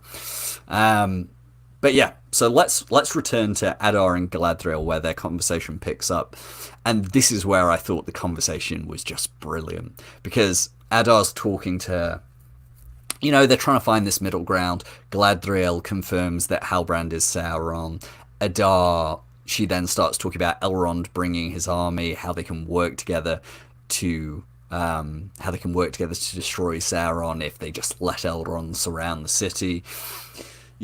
Adar brings up this point which I thought was so effective, this idea of, okay, well, we work together, and then what happens? Will your High King allow me and my children to return to our home? Will they? No, of course they won't. And Adar always knew this. But I loved this line that Adar, and it's the one that I've got in the screenshot, where Adar says to her, "Your drive to prove your virtue will work right into Sauron's designs." Because again, it's this wonderful idea that Galadriel is, of course, now aware of Sauron. And she's aware of her failings. But there is this idea that in trying to do everything you can to defeat Sauron, in trying to be his chief opponent, you are almost always going to play into Sauron's designs. And I think, in a way, I always think of the story of the Lord of the Rings, and when I say the Lord of the Rings, I mean the trilogy, the books, because how is Sauron defeated? He's not defeated through strength of arms. He's not defeated by people being prideful or showing that they're stronger than Sauron, or showing that they're better than Sauron. Sauron is almost defeated by humility, the humility of hobbits, the acts of small hands that turn the wheels of the world. And so I just really appreciate the way the show is leaning into this idea that even while trying to do good, it would work into Sauron's designs. And, it very much parallels as well the scene from Fellowship of the Ring with the Mirror of Galadriel, where Galadriel says that if I took the ring, I would try to do good. Sorry, no, I'm trying to draw two different scenes together. The first scene I'm trying to draw is Gandalf talking to Frodo about, how the ring through him would do acts of great evil, and separately Galadriel when she talks to Frodo about how if she took the ring, she would end up just becoming a dark mirror to Sauron as a Dark Queen. And so I really like this. But then what I liked about the scene is later is that we see that Adar may realize that Galadriel can be being deceived by this. But at the same time, Galadriel recognizes that the same thing is happening to Adar. The same exact thing is happening to him. He can't see it. It's this brilliant moment where, she says, do not fall for his lure. And Adar says, I will make him choke on it. And it's just this moment where you realize that, and we probably knew this already. We already knew this, but there's that sense that we really start to feel that Adar is doomed because he thinks he can see past Sauron's designs. He thinks he has finally got one step ahead of him. He thinks he's finally got him cornered. He's finally got him trapped. He has a plan. And he thinks he can defeat Sauron once again through strength of will, through force, whether it's through the crown, the power of Nenya, all these things, whatever he thinks he's finally found a way to beat Sauron. But Galadriel, just as Adar recognizes that Galadriel's pride could be her own undoing, Galadriel recognizes that Adar's desire for vengeance and revenge is also going to be his undoing. And she recognizes it because that's where she was in many ways in season 1. And so I just thought the way the scene shifted, it was almost like a pendulum between when they're inside the tent, Adar has a better read on the situation, and by the time they go out, and we obviously get Adar's whole speech about his legions and all this, it's actually Galadriel who has a better handle on his situation. But it all works so perfectly, and I think this is where this season has been really well put together from a thematic structural and narrative point of view is the way in which Sauron's influence and deception has pervaded almost every scene in the show. And it hasn't mattered whether he's been on screen, and it hasn't mattered whether he's actively taking part in that plot line or whether he's actively being present. This idea of everything playing into Sauron's designs has been so well threaded throughout this season. And I think, again, we talked about this a few live streams ago, this idea that this might actually be where Season 2 has excelled beyond Season 1, in that there is more narrative and thematic cohesion between storylines. I think the one area where that hasn't been true has been Rune, but we can talk about that later. Let's just see what some people are saying in the chat.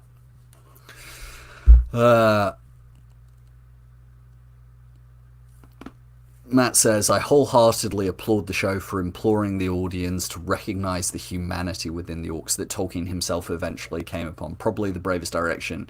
I agree with you. I mean, I know we talked about this a lot last season. We talked about this earlier in the season with the orc children. But yeah, I liked that the reason Adar knows that he can't fully trust Galadriel and the other elves is because he knows there's no chance they're going to let him and the orcs just return to Mordor and live in peace. He knows that. And so while we can criticize Adar for, rejecting Galadriel's help and alliance in this way, there is part of you that can also see where he's coming from, because you know that if his primary concern is his children's safety, then he can't.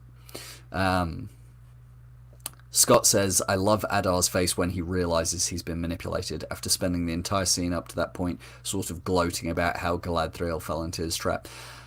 I think I think he's in denial. I'm not sure if he realises he's been manipulated. I think he's in denial about it. Maybe he's got some self-doubt, don't get me wrong, but I think that's been a recurring theme throughout the season. Even, going back to episodes 1 through 3 when he's talking to the orcs and, he's in denial about the fact that Sauron could have returned. I think there's a great recurring theme with Adar of him wanting to be sure of himself, but it's almost like, having been under Sauron's manipulations, his deceptions, his rule in the First Age, he's never totally able to be sure of himself. Artanaro puts it really lovely. At the moment, Galadriel, as well as Adar, are Sauron's pawns. They mirror each other in a lot of ways. Exactly. They are both, in their own ways, still not fully out from under the shadow of Sauron.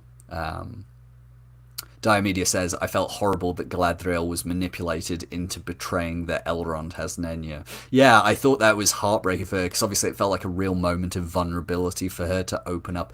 Like, one thing we've seen throughout the season is how precious, wink wink, Nenya has become to Galadriel already, and I thought it was a real moment of vulnerability for her to actually reveal that. Matt says, absolutely, Harry. And Rune, I'm crossing my fingers for a satisfying conclusion with them. Me too. And Jessica, in contrast, says, Rune will connect. I have faith in the showrunners are cooking that. I hope you're right.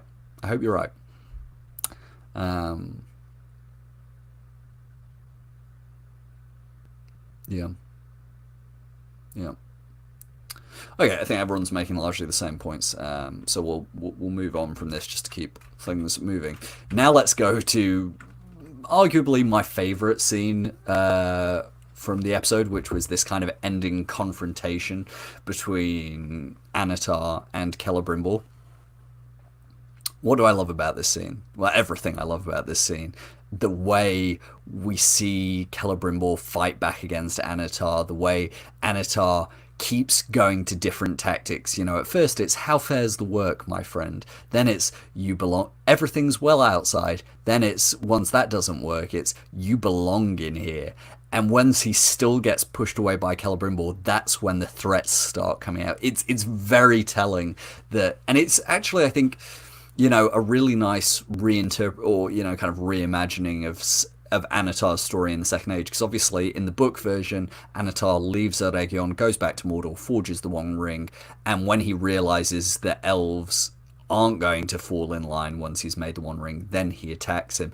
And I think what the show has done, and they've done this a lot with the Numenor story as well, they've taken a macro story about big events that take place over hundreds of years in the book timeline and brought it down to the personal, to the micro level.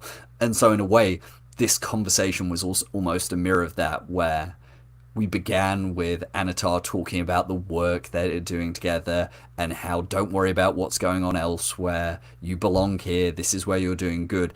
And it's only once Celebrimbor, who represents the elves in this situation, quite literally pushes back against him, we see Anatar bring out the threats.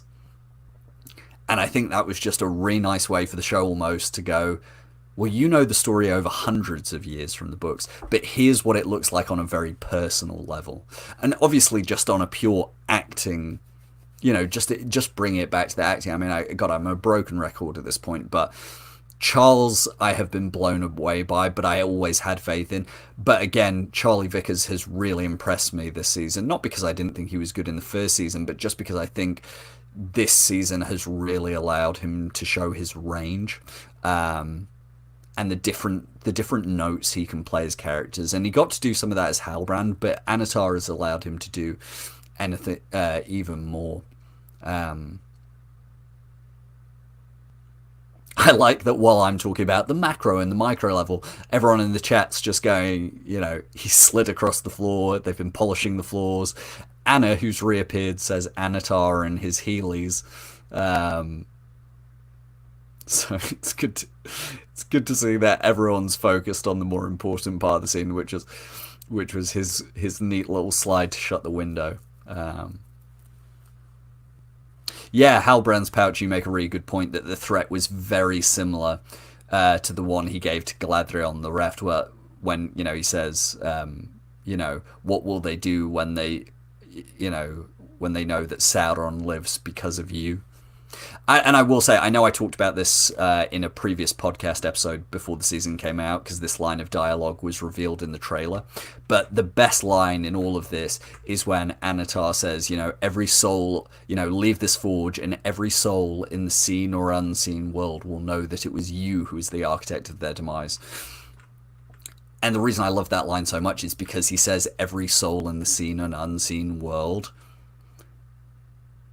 is that all of Celebrimbor's family, his grandfather Feanor, his father, all his uncles, all of them are in the unseen world at this point, because we get a real indication from Tolkien that the Feanor, or the sons of Feanor, were rehoused in bodies like many of the other elves in Valinor. So I really like this idea that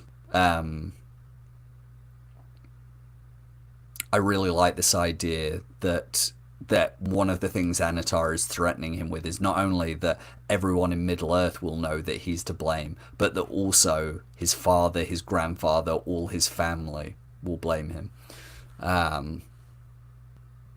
Anna says, have we talked about Elendil and Chains yet? No, that is what we are going to talk about in 5 minutes. We're going to go on to Numenor next, so we'll probably spend another 5-10 minutes on this and then move on to Numenor. Jessica says, I think they've done such a brilliant job of taking the macro down to micro, because I feel like the macro version of these events are so depersonalized in the Silmarillion, but now we're so personally invested. Yeah, I 100% agree.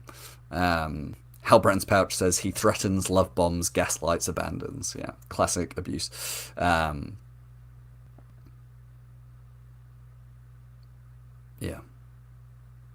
Scott says there's something really unsettling hearing Anatar use the tactic of a classic narcissist abuser, mixing concern with threats depending on the situation. It feels so real. Yeah, I've heard so many people say this. I mean, I count myself very lucky that I've never been in an abusive relationship, but I've seen people talking about this on the timeline, the way this feels like a very accurate depiction of an abuse, of kind of an abusive, manipulative relationship. And I think you both have to give credit to the writers for that, for willing to go to these darker places, and then to both Charlie and Charles to bringing that to life. Right. And then, of course, what we have to close out the Eregion storyline with is this wonderful, horrifying, heartbreaking, however you want to describe it, this dream sequence that Anatar puts him in, where Celebrimbor leaves the forge, and oh, Eregion is so beautiful. There are children playing, there are artists painting, there are people stitching, there's an elvish couple professing their love to one another as they walk around the courtyard. There's a horse in the background, there's birds flying, there's a weird dog. It's all so well done. But also it's so horrifying, of course, because we know that it's not real. We know Anatar knows it, and there's almost a sense that Celebrimbor is looking at it as if to say, there's a part of my mind that knows this isn't real, but we would like, or he would like to believe that it's real. Even this screenshot which I took of this particular scene, I like that, even the subtitle said sighs with relief, because for me it's almost like Celebrimbor wants to believe everything okay, even though he knows in part of his mind he heard the bells ringing, he heard people screaming. Part of him wants it to be okay. Lou says, hi all, first time on the live chat. It's wonderful to see everyone sharing theories about this. And yes, Charlie Vickers, fantastic. Any trace of Halbrand was well and truly gone. Anatar immediately. Well, Lou, welcome to the chat. Lovely to have you here. And yes, I quite agree with you. Annoying Critic says, how did Anatar get that power? What are his powers and why don't we know them? Well, no, and I know you say below, why hasn't he used that power before? Well, we have seen him use that power before with Galadriel at the end of Season 1. And we've also, I don't know whether you were here at the start of this live stream, but he also seems to have been using it on Celebrimbor already, as the scene in the opening scene where the hammer's there and then it's not there. There's a sense in which Anatar has been playing with Celebrimbor's mind for longer than we realise, and this is just the most outward manifestation of it. But also, what are his powers and why don't we know them? You'll have to go and ask Tolkien about that. Tolkien likes to keep his magic intentionally vague. So yeah. Beric says, Harry, did you see the girls were flying kites that looked like birds of Valinor from Season 1, Episode 1, like it's a vision of Eregion as Valinor and Middle-earth? Not only did I see that, Beric, but I think I pointed that out when we first saw this shot in the, whether it was the Comic-Con trailer or the final trailer. I did point it out back then. This isn't me being smug, but I just want to say, yeah, I did notice this. Yes, and as Marco points out in response to Annoying Critic's question, Gil-galad explained it earlier, this idea that once he has a being's trust, he can shape their mind. So yeah, in a way, it has been explained to us. Yeah. So a couple more things I want to talk about this. As I mentioned earlier in the episode, well, actually, the other thing I want to say, I loved this. One of my favorite, and I haven't really seen people discussing this, one of my favorite bits, again, is when Anatar starts to almost tell this half-truth where he says, oh, the truth is, the Valar did not send me. I've been trying to create objects for hundreds of years, and I came here because I need you. It's not that they need you. And Celebrimbor doesn't respond with any words. He just kind of stutters and stammers and rubs his head and sighs. And the reason I love this so much is that it's this idea that Celebrimbor is no longer able to tell between truth and lies. He's so deep in this web of lies that it's almost like he doesn't have the mental energy to even process what what Anatar is saying to him now. And so I just love that when Anatar almost tells this half-truth to him, he can't even process it, and he's just so exhausted. And he goes on to say, I cannot make any more rings, and even if I wanted to, I don't have the mithril. But in that moment, we see the toll this has taken on Celebrimbor, because even though Anatar is kind of telling him this half lie, half truth, he almost can't bear to even try and work out what the truth is anymore. And I think it was a really lovely way of showing that Celebrimbor is just, he's been worn down to this point where he's a hollow shell. And then let's talk about this, which I don't know if I was the. I don't. In fact, I'm sure I probably wasn't the first person on Twitter to come up with this idea because I'm usually not the first to come up with any theory. But the day I watched this episode, I posted on Twitter. I posted a picture of this where Celebrimbor was holding the what should we call it? The vial, the container of mithril, that mithril powder that Anatar says that Na'vi himself has refined, that he's brought from Khazad-dûm. And I posted that picture along with the one from the previous scene where where Sauron is cutting his hand with a knife to draw blood. And I suggested that maybe, because I saw some people saying that, well, maybe Sauron just stole this powder from Khazad-dûm, which I just think is a bit lame. So my theory was that what he's done is that he's conjured this vision of it. Now, I've seen two different, and when I tweeted this, I didn't come down hard on what exactly it is. And I saw half the people seeing my tweet and saying, oh, so it's a vial of Sauron's blood, and he's literally going to put Sauron's blood into the Nine Rings, which, people will then say, oh, well, that explains why the Nine are so effective on men, which I don't actually like that being a reason, but I'll come back to that. But the other theory, which I think maybe I lean more close to, but I don't know, I like both, is that maybe he is holding a vial, a container of metal, but it's not really mithril, and it's, yes, the metal is infused with his blood, but again, this goes back to, I think, the idea that Beric brought up earlier, that maybe the mithril isn't the key to this. And so it is still a vial full of metallic powder, but it's been infused with Sauron's blood. Let's see what people are saying in response to this.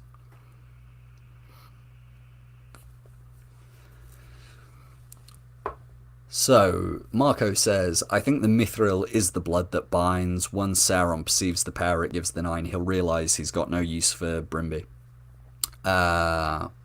Jessica says it's blood for sure.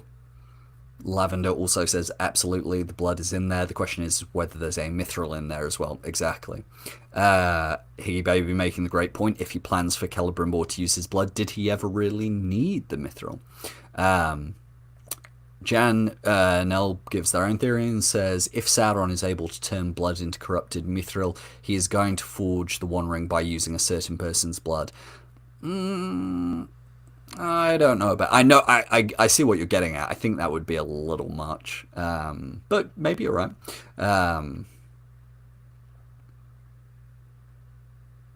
Marco likes the idea. This is interesting. So Marco's essentially saying you like the idea of the blood explaining why men are more fallible when it comes to the Nine Rings than, say, the dwarves are, the elves are. Yeah, that's an interesting way, because if we take the view that the show is trying to move away from the idea of racial characteristics and the kind of slightly odd racial science that Tolkien engages in, then maybe that is an interesting way to look at it.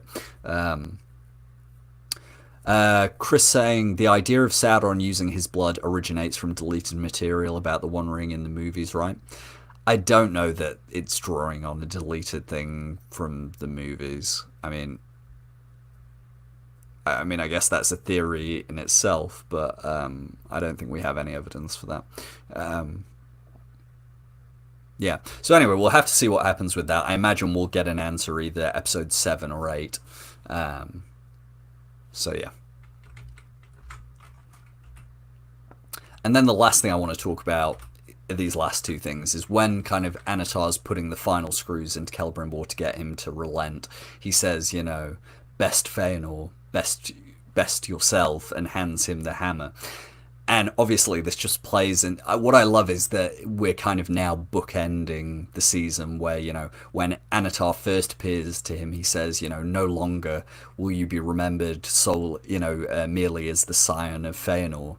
And now he's bringing that idea back and saying, no, remember what we set out to do. It's to best Feanor. It's to go beyond him. And of course, once again, this is where you have to give credit to the writing in season 1, that the very first scene we see of Celebrimbor, what's the thing he says? Feanor's work nearly turned the heart of the great foe himself. What has mine ever accomplished? So it's been lovely to see the way the show has stuck to this idea. And then just bringing back that idea I brought up at the start of this live stream. Once again, I love, love, love the fact that Feanor's statue is always faced away from them, that they are always in the shadow of Feanor. Celebrimbor might think he's going to eclipse him, but even in this scene, he's standing in the shadow of Feanor's statue, and Feanor is not looking at him because he's going down the same path. He's following in the footsteps of Feanor. He's making the same mistakes. Yeah.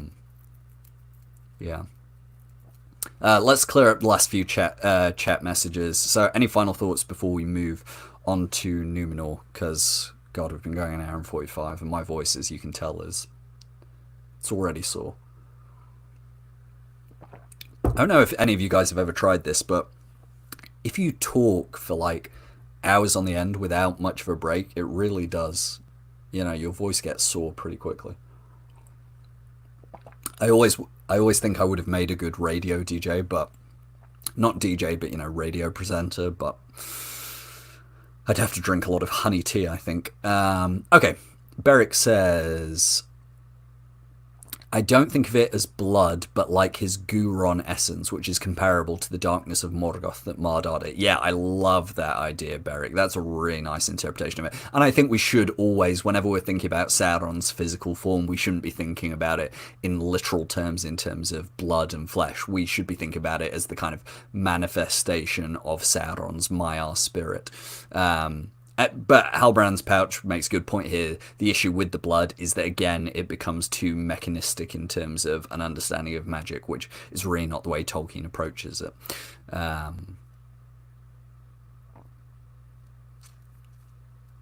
Lou making the point that if there is blood in the pot for the 9, one of the reasons is it could be that after he checked out how the 7 haven't worked on the dwarves, he now wants to add more control over the 9. Diomedia offers the idea that the mithril we see in the series seems increasingly less pure. The mithril for the dwarf rings seemed more crude than the mithril Elrond got from Durin, and we're not even sure this is mithril. Yeah, there is definitely an idea that we are, in the same way that elves and the 3 rings, you know, almost moving away from the light of Valinor, and this kind of recurring theme in Tolkien of the further away you get from Valinor, the more you're under the shadow. In the same way, the more rings are being made, the further we are getting away from the mithril representing a continuation of the light of the Silmarils, and therefore the light of Valinor. So Jacaranda says, if the One Ring is also made with his blood, it makes sense that the 9 are behind him. Yeah, I feel like this is almost, you know, when in fandoms, like a common misconception is repeated so often that it kind of becomes a fact in a lot of the, or, you know, a canon idea in a lot of the fandom's mind. I think that's where this whole thing with, like, Sauron using blood to make the One Ring, because obviously it's not something that Tolkien specifies, but it feels like it's just become something that fans have almost willed into being a fact. And Halbrand's pouch makes the good point. We also don't know if he is thinking of crafting the One Ring yet. If not, what will make him go towards that direction? No, I understand what you're saying in terms of the show has not really hinted, or the show has not really given it any indication that Sauron is thinking of that. But I think we as an audience should assume that Sauron is and has been planning to make the One Ring, because otherwise it doesn't make any sense not to make these rings. Now, whether he planned at this point to pour his soul and, you know, his essence into the One Ring, that's a more interesting question, I think. But I think we do have to assume that Sauron, even within the show's version, once he arrives in Eregion, he was always planning to make the One Ring eventually. Otherwise, it doesn't work. And Marco making another great point here, that the 3 rings also had pure gold and silver from Valinor. So once again, there's that connection to the light of Valinor.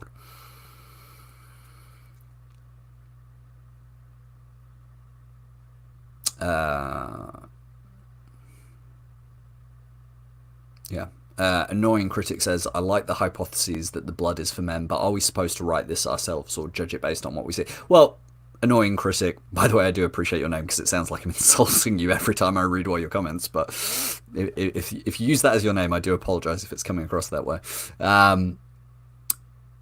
We're just theory crafting. Obviously, we're going to have to wait and see in episode 7 and 8. But that's what we do on these live streams. We make theories, we guess, and then we find out in the next episode whether we're right or not. So I guess we'll have to see.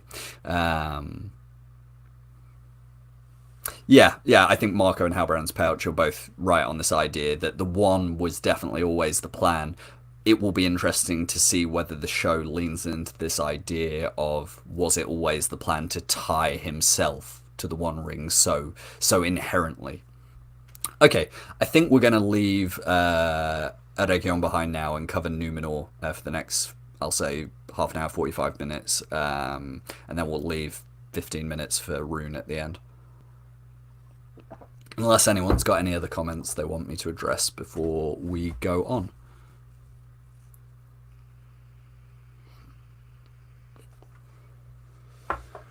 Okay. I'm going to assume we can move on. So let's move on to Numenor.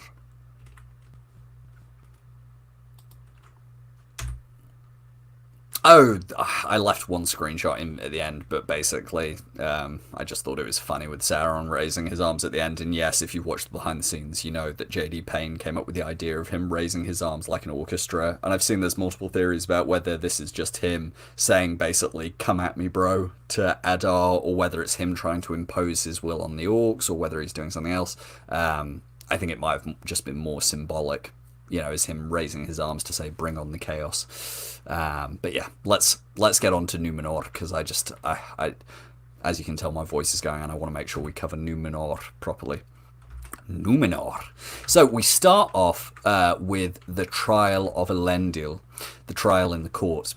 Fun fact about this scene, this was also another scene where I had this whole scene leaked to me about a year and a half ago, and this is one of the leaks I chose not to share because I obviously didn't want to spoil the fact that Elendil was going to end up in chains. But I had this scene in the courtroom. I knew that it was going to be Will Keen's character who was the one going to be asking him to renounce his crimes.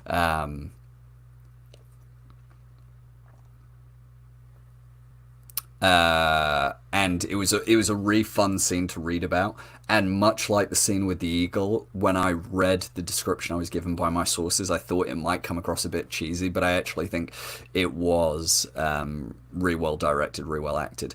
Now, why have I used this screenshot where Lord Belzegar says, Elendil, son of Amandil, do you renounce your crimes? It is, of course, because Amandil mention. I've waited for this. I've been waiting 2 seasons for this to finally get Amandil mentioned. And it makes me very happy because here's what I think. Anarion was mentioned in Season 1. Celeborn was mentioned in Season 1. We know we're going to get both of those characters in future seasons. So I have to believe, I have to believe that them name-dropping Amandil here means they do have a plan to bring Amandil into the show. And for those of you who've read the Silmarillion, you'll know the role Amandil plays in the Akalabeth. And I've talked before about how, and obviously I'm not going to talk about spoilers here, but Amandil's final scene, quote-unquote, in the Akalabeth is one of my favourites. And I really want them to adapt it. And I know they'll have to work with the Tolkien estate to get permission, to use Amandil as a character. So this is me basically saying I really hope this is a sign that they do plan to include him. Obviously, it's not the end of the world if they don't. And I know Anarion is obviously going to be the more pressing introduction in Season 3. But I really, really hope this is a sign that they are going to include Amandil. Even if it's not next season, Season 4, listen, as long as he's there for the, the big nationwide scuba diving activity, that'll all be all good. Lot of shouts for Amandil in the chat. I'm glad I'm not alone in this. Beric, Harry, Halbrand's Pouch, Matt, Everyone's saying Amandil. Everyone's excited. Lou says, Numenor with Funboy 3 there, but what a legend Elendil was standing up for his beliefs in the court. And Miriel is also absolutely amazing. Dignified, calm throughout everything. Refab. Yeah, they were both brilliant in this episode. And I think Marco makes a good point here. I feel like the estate is keen on doing the Akalabeth story justice. I really hope so. I really hope season 3 and 4, they're going to give it time to breathe. They're going to go deep with it. They're going to try and, cover all the really quite dark and uncomfortable areas of the Akalabeth story. So yeah, I'm really hopeful. But I think what the most impressive part of this scene was Elendil. We've seen him talk about his faith. We saw in the last episode with the scene with the shrine and with Valandil's death, we saw Elendil standing up for his faith. But what I loved, and we'll obviously talk about the sea trial later, and his scene with Eregion in the jail cell, what I really liked about it was, I think one of the things the show has been waiting to do, because obviously Elendil's going to be such an important character, season 3, season 4, and especially season 5, is the show has almost been doing a slow burn with Elendil. Remember, in season 1, they could have started him off where he was in the books as, kind of an heir to the Lords of Andunier, a noble himself. Instead, they started him as a sea captain. And I think, much like how we talked about Galadriel needing to have a character arc across all 5 seasons, I think what they've chosen to do here is make sure that Elendil has a character arc across all 5 seasons. And I think what's been really nice, while I have said this on previous live streams that I think Numenor needed, I would have preferred Numenor to have more screen time this season. What I like with Elendil, we've been seeing across these episodes, and it's just been escalating, this idea of him stepping into a leadership role and standing up for what he believes in and taking his loss and pain when it comes to Isildur's death, but channeling it into his faith and channeling it into what he believes. And I just liked how defiant he was in this scene. Obviously, as I don't think Anna's here anymore, but obviously the key takeaway is sexy Elendil being sexy in chains. And I see Halbrand's Pouch in the chat said the exact same thing before I got there. So yeah, we're on the exact same page here. So yeah, I thought it was a really great scene in the courtroom. But I think the far more interesting scene, and one of the best scenes in the episode, was this scene between Elendil and his daughter Eregion. And for those of you who were at the live stream last week, you know that something Anna and I were very big on was, pushing back against this idea that Eregion is some sort of inherently evil or inherently villainous character. And for those of you who follow me on Twitter, you'll know that I tried to push back against this again on Twitter after this episode, because people were saying some pretty horrendous things about Eregion. And I just thought, I found that really interesting, because I felt very much in this scene, you were meant to see the two different sides. You were meant to see Elendil thinking that the most virtuous thing to do was to stand up for his ideals and his principles. Now, he doesn't want to call it pride, as he says to Eregion. He thinks it's about integrity and values and faith and principle, and he thinks that's the most important thing to do. And Eregion brings it down to a much more human level and almost asks the question, is that the most important thing to do? Is it noble to sacrifice your life and leave your daughter without a father after she's already lost her brother because your principles are more important? And I think people too often go, well, we're the audience. We know that Elendil is on the right side of this fictional history. And we know that the faithful are, quote-unquote, on the right side of Numenor's story going forward, without spoiling the whole of the Akalabeth. But I think when we as viewers do that, we fundamentally misunderstand the way I think stories should be stories should be read and watched and understood. I think if you don't watch, if you engage with fiction, but totally close off your mind to empathy, and empathy with views that maybe you don't agree with, I think it can become a little reductive. And I'm really trying to be polite here because I don't want to. I always worry that when I talk about this stuff, I come across it as a little bit too arrogant, or like, oh, you're engaging with fiction in the wrong way, or like the media understander, has logged on. You know, and so I apologize if at all I come across that way. But I really do feel that like people who can't see Earion's side of this as well as Elendil's side of this, I do find it really. And I watched some YouTube reactions to this episode, as I always do. And one of my I'm not gonna call them out, but one of my favorite YouTube reaction channels, who I think have been really good across both Seasons of the Rings Power, engaging with the story. You know, even though they're not all three of them aren't book readers, they've been really engaging with it. And yet when they came to this scene, they were like, oh, she's being such a bitch. Oh, those are crocodile tears. Oh, she isn't really upset about this.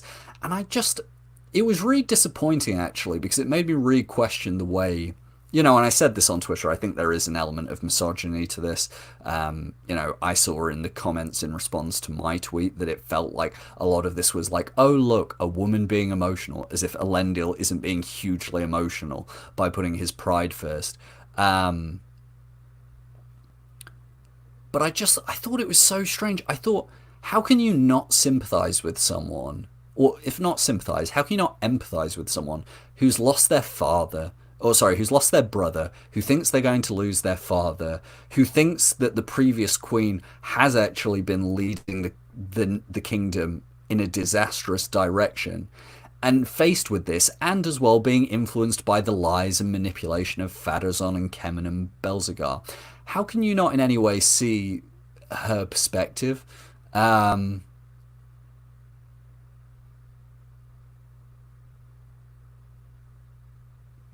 so sorry, I've gone on a little bit of a monologue and a rant there, but I found it very odd. So yeah. Let's see what I've missed, because I realize I've been going on here for a while. Diomedia's had to go, but thank you for your lovely comment, Diomedia, and I hope you do enjoy listening to the rest of it. Beric says, I think the best kind of story is when both characters on either side have good points, and I think the scene does it really well here. I agree. And Halbrand's Pouch, I think, basically summarizes my whole argument into one very good point, where they say, stop hating characters, people. Watch them grow or fall into tragedy. And Anna, who is back in the chat, of course, because Elendil's in chains now, says, I don't even think Eärien was being unreasonable this episode. Her actions seem very justified and explicable to me. Well, you know, I agree with you, Anna. I know we've talked about this before. And Harry puts it well, there's an avenue of empathy for Eärien, and you can understand her at the same time as disagreeing with her. This is the point, isn't it, right? Like, we can, as an outside audience, disagree with Eärien and think Elendil is right to try and hold to his principles and his faith.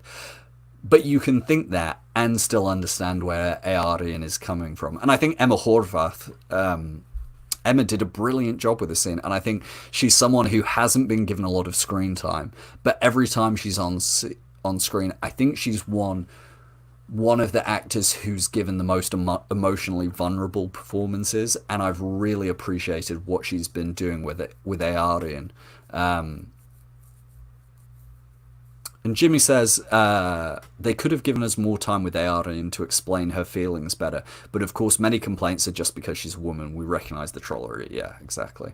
Halbrand's Pouch says they did the same with Galadriel. Yeah, no, I mean, again, you know, I think we're all arriving at the same point. There's definitely a gendered aspect to this, and I don't even know why I'm surprised, and maybe it's because of my own blind spots as a man that I didn't think this would be the reaction, so maybe this is just my own, you know, because of my own male perspective, maybe I just don't see this coming as often as other people do.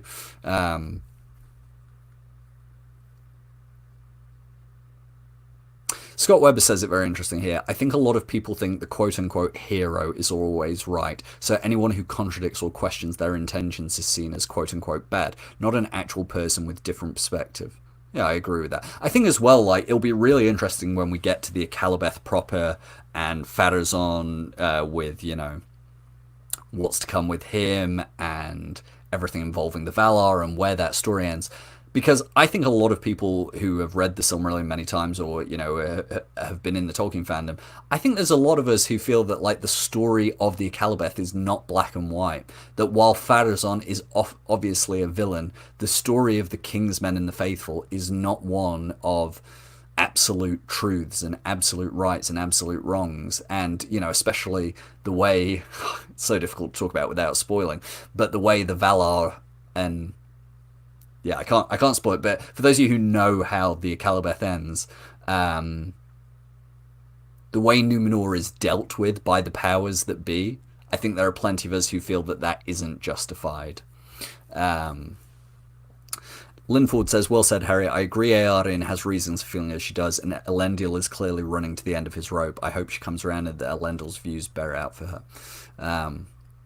And Chris makes a great point here. I'm wondering, would it be okay for Elendil to lie about his beliefs? Well, Chris, you have led me into something I really want to recommend to people.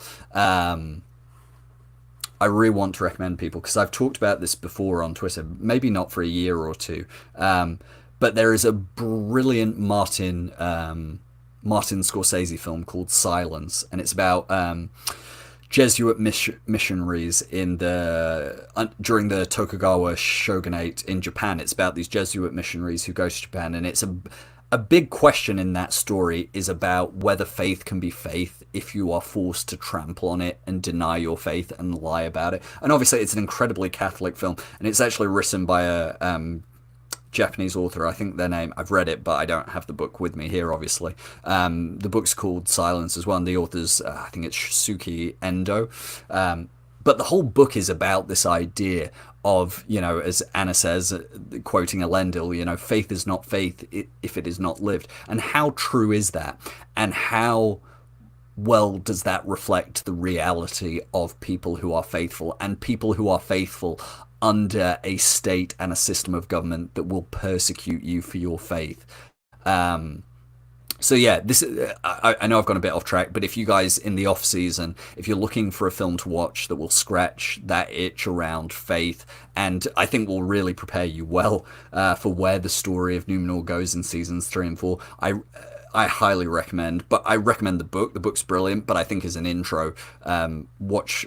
Scorsese is brilliant, and it's one of my favorite of his films. I think, in comparison to The Wolf of Wall Street, which I loathe with a passion, I think Silence is one of Scorsese's best in the last 10 years. Yeah. Okay, all right. We can move along from that point slightly. Obviously, I've got other screenshots where Eärien references the fact that Pharazôn is very clearly, in the same way Sauron is doing with Celebrimbor, Pharazôn is manipulating Eärien. I think we could have maybe done with a scene of that. We could have done with more scenes, seeing Pharazôn and Eärien and Kemen interacting. I think the Numenor plot has suffered for not having more of those expository scenes in between these different episodes where Numenor has popped up. So yeah, I can understand why viewers would be disappointed about that. But then, of course, we have to come to... sorry, I realised I didn't address any of the comments, but I think everyone's kind of moved on as well. A lot of people who have seen Silence in the chat, which is really nice. So I'm glad that other people have seen it. And Scott Webber asks, wasn't that the one with Andrew Garfield? Yes, it's Andrew Garfield, Adam Driver, Liam Neeson appears in it, and so does the actor who, of course, appears in Season 2 of The Rings of Power as the Dark Wizard. Kieran Hines also has a very brief part in Silence near the start of the film. So there you go. Anna's got to go, but she says, I will leave this on one note... well, she says she's got to go, but she's going to leave it by saying, give Cynthia more screen time. I mean, I couldn't agree with you more, Anna. She has been fantastic. And while I think a lot of us would feel that Numenor in general should get more screen time, I think Cynthia in particular, the screen time she has had has been brilliant. So yeah. But I mean, God, I don't need to spend too much time on this scene. Oh, Matt also has to go. So goodbye to you as well, Matt. Thank you for coming as always. I'll try and speed through the rest of the stream, otherwise I feel like it's just going to be me here by the end of it.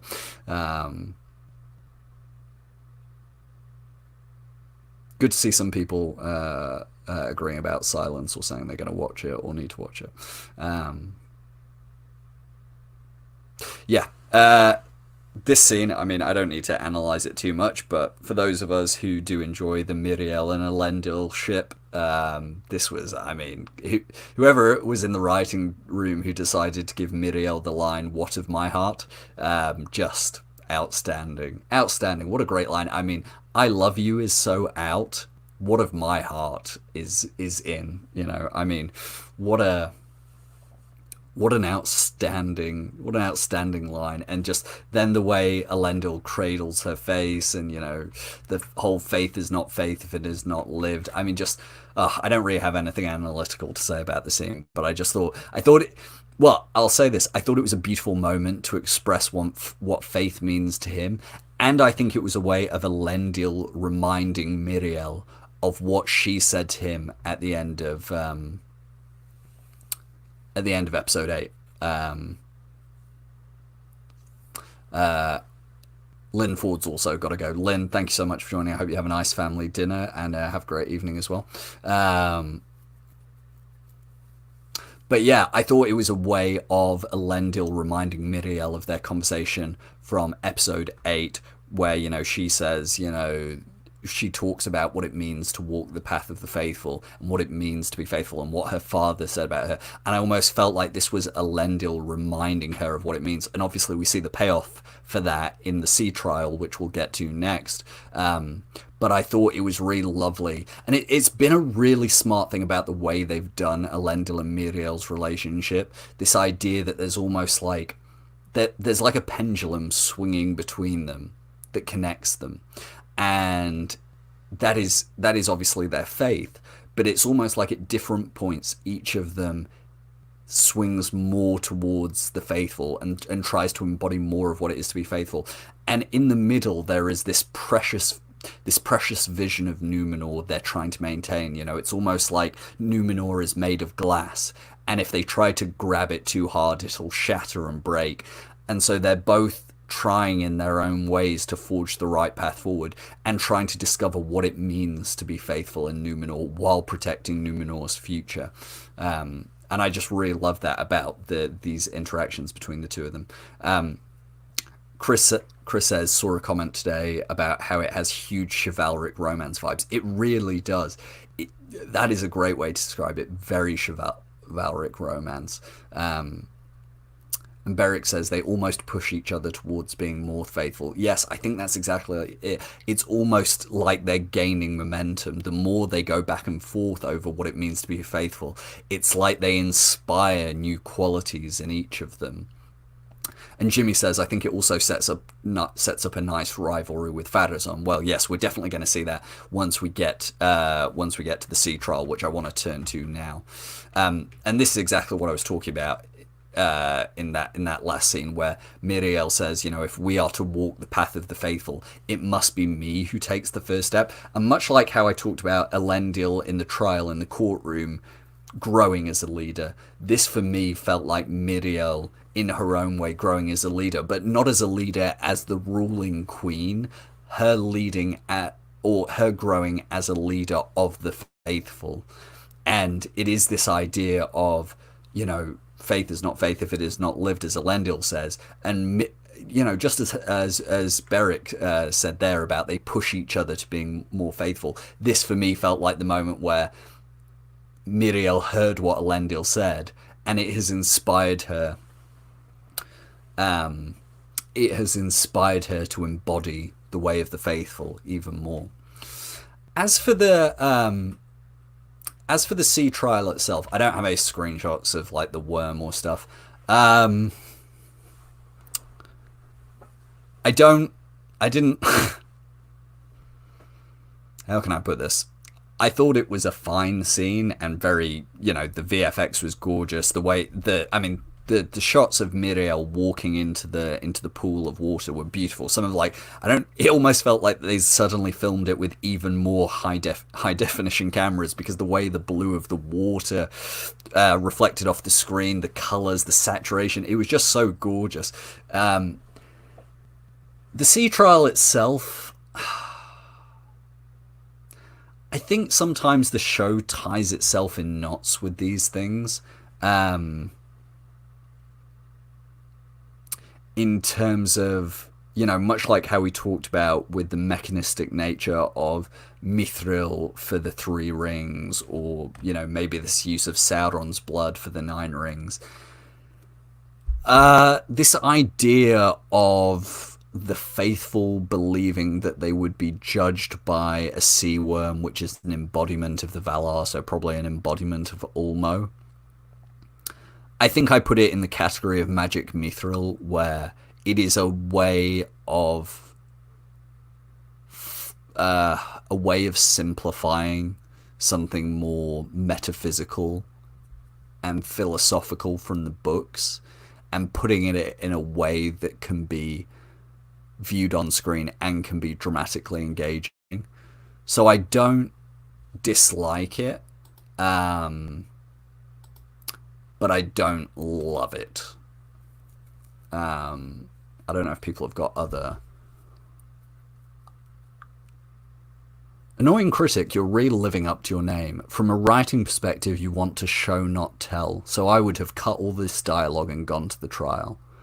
I mean, I don't even know what to say to that. I mean, good for you, I guess. That is an annoying comment.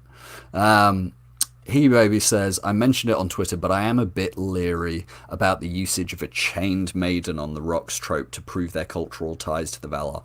I hope it's a distorted misunderstanding. Yeah, I have to admit, I didn't read it that way. I think especially the very fact that it was going to be Elendil who was initially going to be the one who was going to be, quote-unquote, chained to the rocks. For me, it's just more of a weird...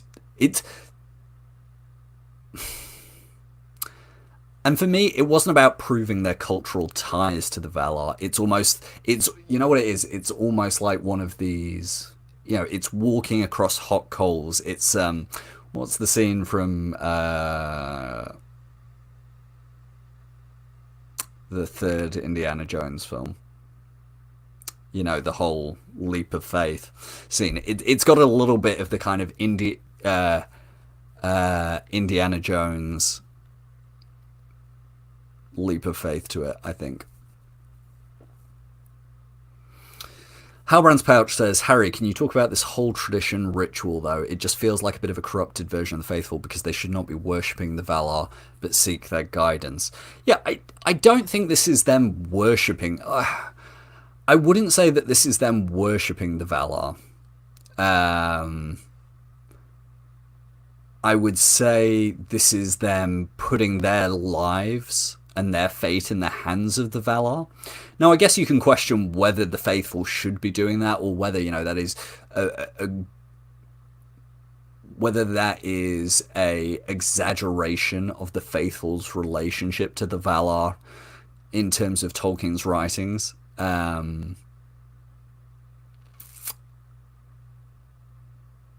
don't know. I think I'm a bit up in the air of it. I guess what I would say is I don't think this is about them worshipping the Valar. I think this is more about them leaving their fate up to the Valar and through Valar Eru. Jan Nell says, do you prefer Harry Potter's Sea Trial? I'll be honest, I couldn't give a fuck about Harry Potter. I read them when I was a child. I thought they were pretty good, but I haven't.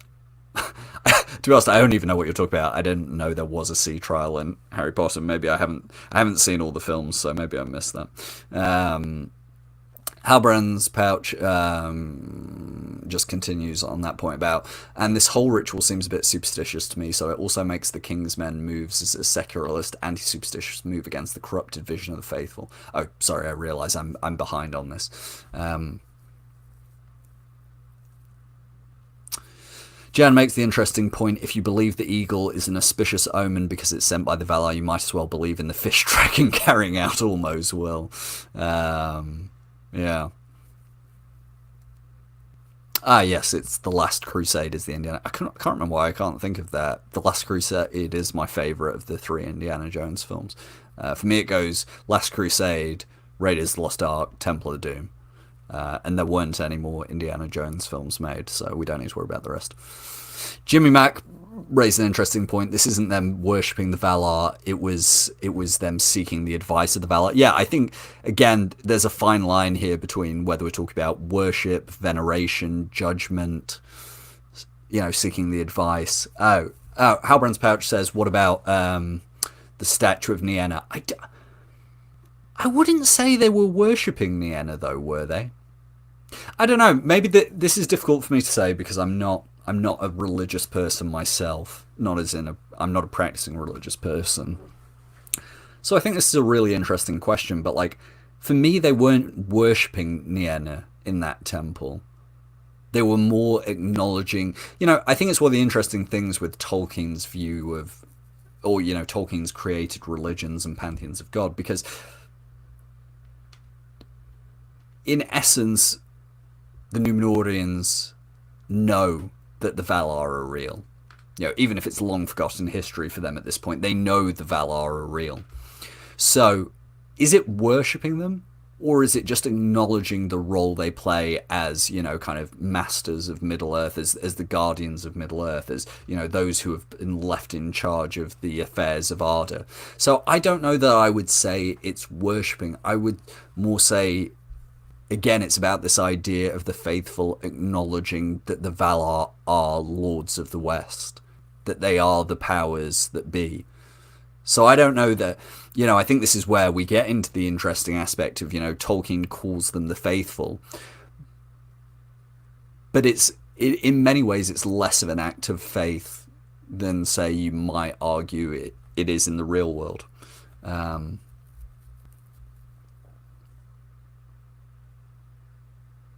Yeah, and Jessica raises an interesting point that technically the faithful didn't get a say in participating here. This sea trial was forced on them.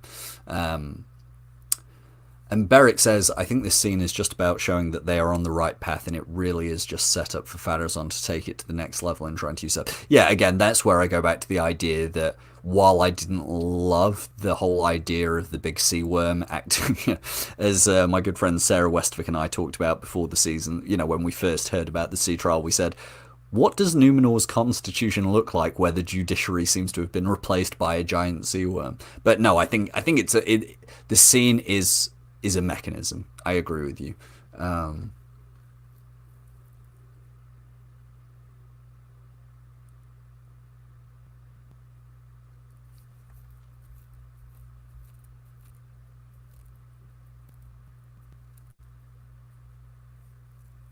Yeah, and Chris points to an idea here. Catholics like Tolkien pray to the saints but don't worship them. Yeah, it's another interesting idea. Where do we delineate between prayer and worship? Where do we delineate between faith and reverence? And I think these are all good conversations to be having. And I'll be honest, I don't have the answers. I'm not a theologian. I'm not a practicing religious person, so I probably am not your best person to go to on this question. I just think they're interesting questions.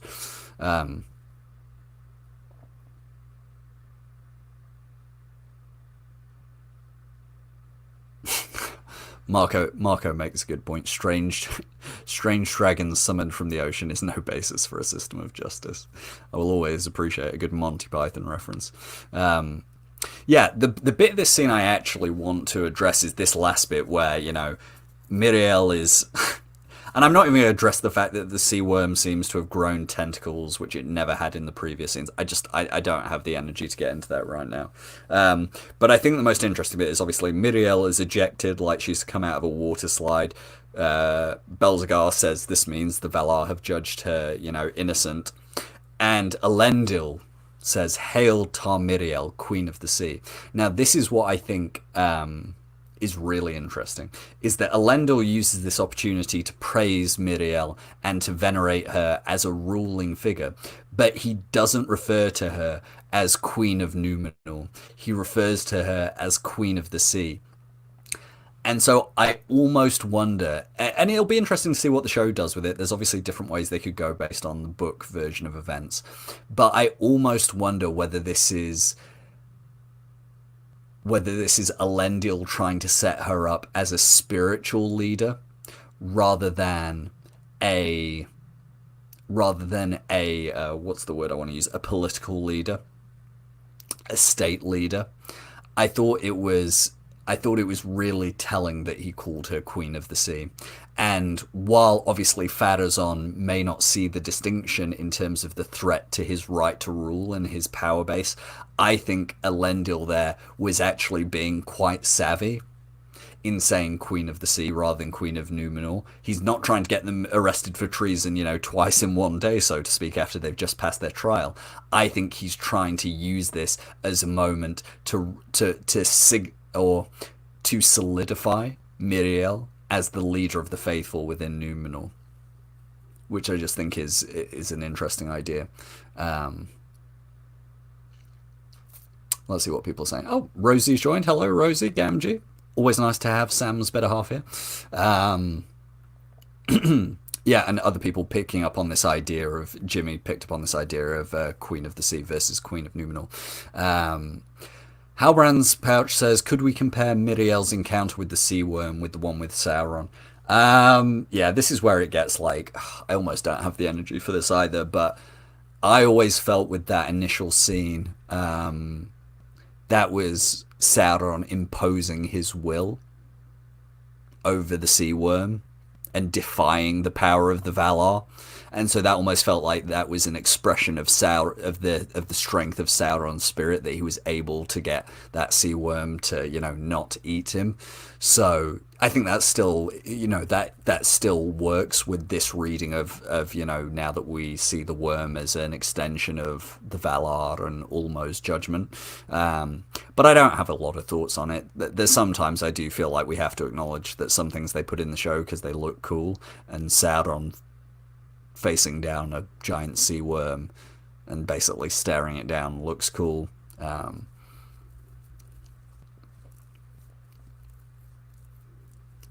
Harry saying Queen of the Sea, and the sea is always right. Damn right.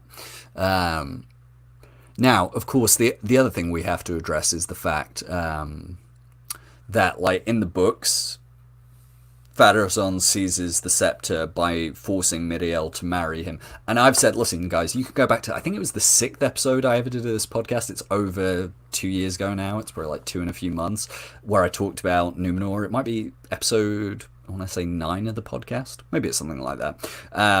So this was before season 1 even came out. One of the things I said was, I really hope they don't go with the forced marriage plot, because I think it's unnecessary. I don't think the show needs to do it. And I think what would be really weird if they do it now is that they wrote the story of season 1 and season 2 so that the reason Pharazôn is able to take charge in Numenor is because of the failure of the expedition. It's because of the rejection of her father as one of the faithful, the fact that her father was already in the tower as a sort of exiled king. And so I thought they'd done it in a really smart way to have Miriel as Queen Regent be viewed as unfit to be his successor, and Pharazôn, usurps her rule that way. However, I was slightly worried after this scene, I admit, that they might now be going for Pharazôn to kind of say, well, Miriel has managed to gain some support from some section of the population through this action. Maybe the way I solidify my rule is through a political marriage. And Miriel, based on her conversations with Elendil in episode 5 in the tower. Was it episode 5? Yeah, I think so. Where she says, when they're talking about the visions of the Palantir, and she says, maybe Pharazôn's rule is the way that Numenor avoids this catastrophe she keeps seeing. I could see why she might agree to the marriage if she thinks it's the way, as we talked about earlier, this idea of Numenor being this precious glass object, and if you try and hold it too tight, it'll break. And I almost wonder whether this will be Miriel's way of saying, I can preserve the peace in Numenor through doing this. But let's see what you guys are thinking about this. Yeah, Jimmy says Miriel will think that marrying Pharazôn will bring everyone together. That's been her motivation this season. Harry says, I don't think the way they've set up the Numenor storyline would fit well with the forced marriage because Pharazôn now has his own support as a ruler. Yeah, like I said earlier, I don't think that necessarily they're going to make it a forced marriage as the way in the books, but they've... And I listen, I still hope they don't even do the marriage thing. I just think you don't actually need to do that. I think it's such a tired trope. But if it was less of a forced marriage and more a marriage of political convenience where Miriel agrees to it, maybe. But the fact of the matter is, in the show, they have name dropped the fact they're cousins. So do they really want to go down that route? Like, that is part of why it is horrifying in Tolkien's writings, because not only does he force her to marry... not only does Pharazôn force Miriel to marry her, but they're first cousins. Let's see what other people are saying. Lou saying, I hope they don't go with the forced marriage thing. Well, listen, I'm with you, Lou. Jessica also agreeing that Miriel may accept the marriage.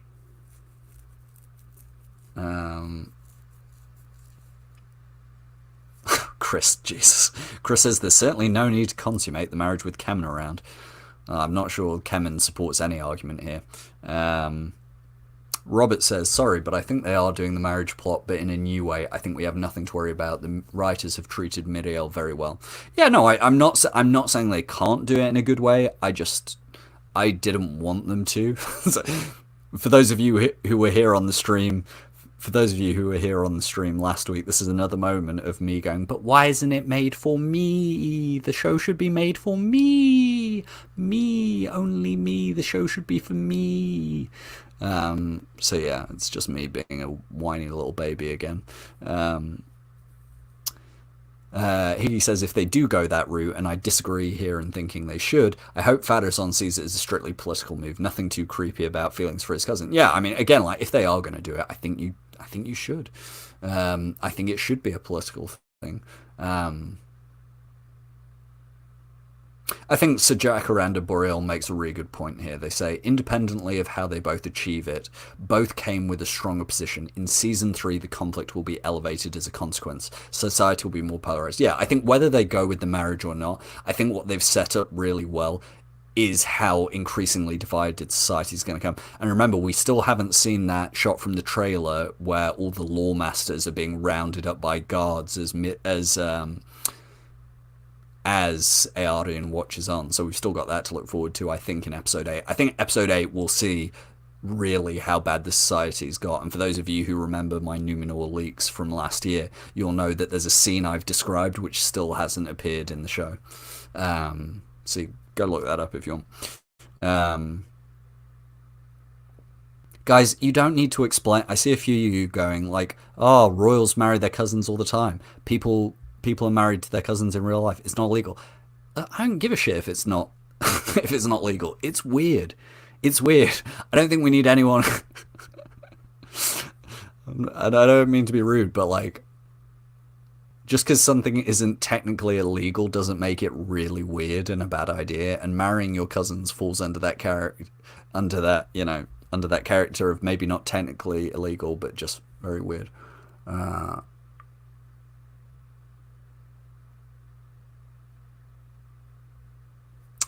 Beric says, I think it's hard to think of what Miriel would do in Armenelos besides becoming a leader of the faithful, and then what she continues to lead a revolt. I think the political marriage angle works. Well, my counterpoint to that would be that in the books, when she's forced into the marriage, she loses all her power, and then she doesn't do anything right until the end of the Akalabeth. You know, she gets one last moment at the end of the Akalabeth, but she doesn't do anything for the rest of the story. So I would almost prefer her being a spiritual leader outside of the marriage, but who knows, maybe that doesn't work.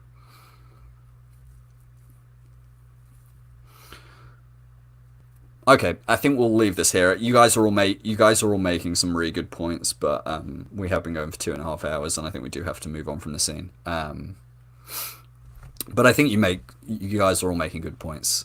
I think there is a way they can do it successfully if it's just framed as a political marriage, and if Miriel has more agency in it. Is it still the way I would like them to go? No, but that's just me. Anyway, last thing I wanted to say on the Numenor storyline was this brilliant little teaser scene at the end where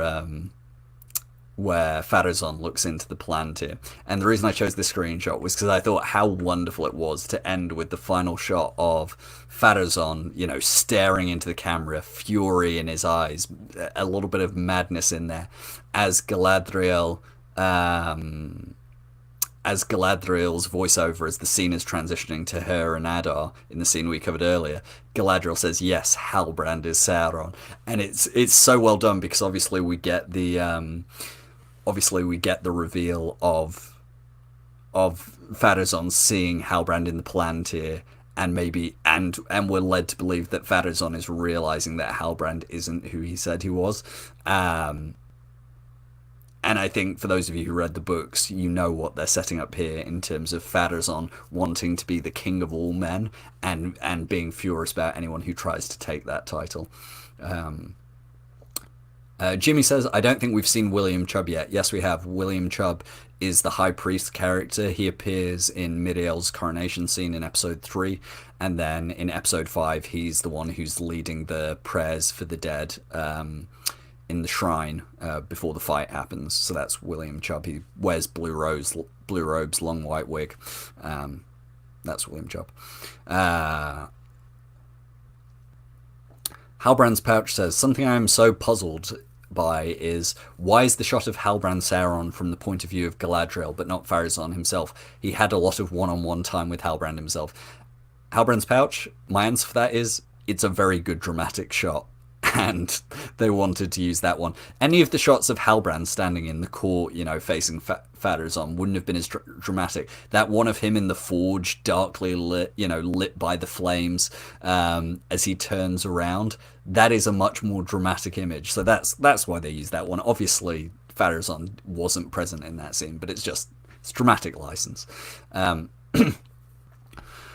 Yeah, and Beric says, I like this scene because it shows how opportunistic Pharazôn is. He criticised Miriel for using an elf stone, but used it when he lost some advantage. Yeah, I mean, this is the thing. I think, again, you know, what they're doing very nicely with Pharazôn, without affording him much screen time, which obviously he'll get plenty of in the next season or two, is just this idea that he is not a man of principles and values. He is a man of opportunity. You know, think about the way he even seized power in episode 3. He was as much kind of, you know, egged on by Lord Belzegar and taking advantage of Eärion's emotional distress and the knowledge she had of the Palantir. He is not idealistic. I mean, obviously he has his views and his beliefs, but the way he approaches power and ruling and kind of political expediency is very much based on, you know, that opportunism.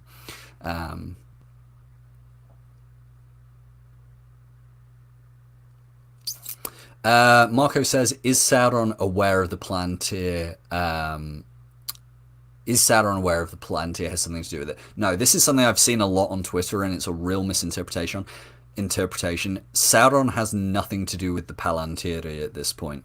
The Palantiri, there is not one that is in the possession of Sauron. Sauron has nothing to do with the Palantirs. The show is kind of being a bit weird with the Palantirs, with the Palantiri anyway, but I kind of forgive them because obviously it's a way to show these dramatic visions, and it's a bit of dramatic license. And listen, Peter Jackson's films didn't exactly do it accurately either, so you know, I can't be asked to care about it. But no, Sauron doesn't have one of the Planter at this point. He's not using it. It's no. Um, no, no. I think Sauron definitely Sauron definitely doesn't have a Planter. Fred says, "Hey, I get to do the classic. You're still going? Yeah, don't worry, Fred. I'm about to close up. I'm going to spend like 10 minutes on the rune and then finish." So rune, pretty overall pretty disappointing this episode. I think the scenes with Bombadil and the Stranger were good again. Obviously, we're kind of wrapping up that before the finale. I don't think we'll see them in episode 7.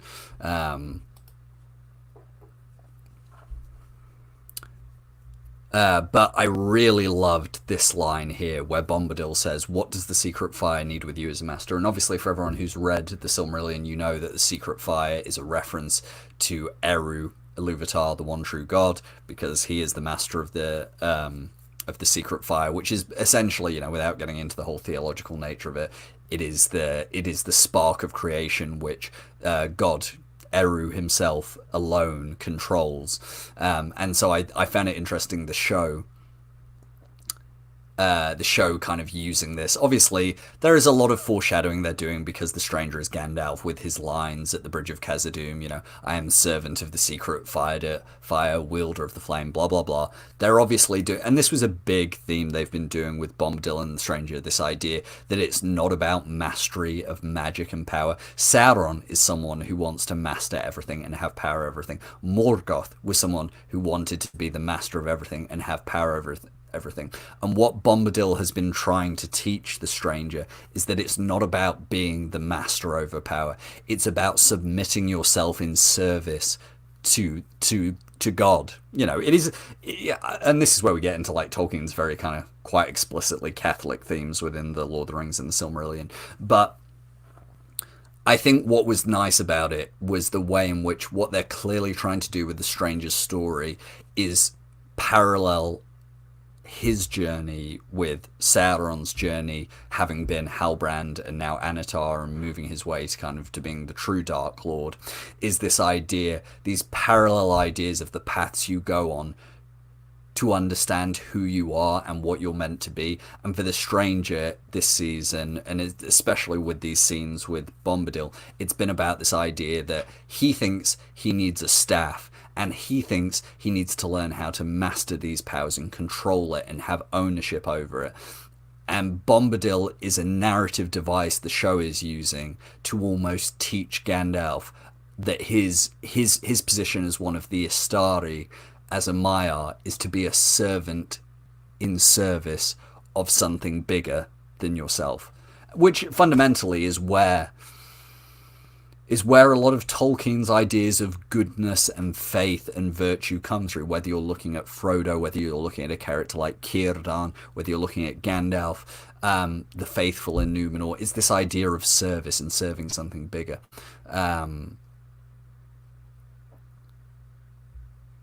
Yeah, and I thought actually where they continued that really interestingly is when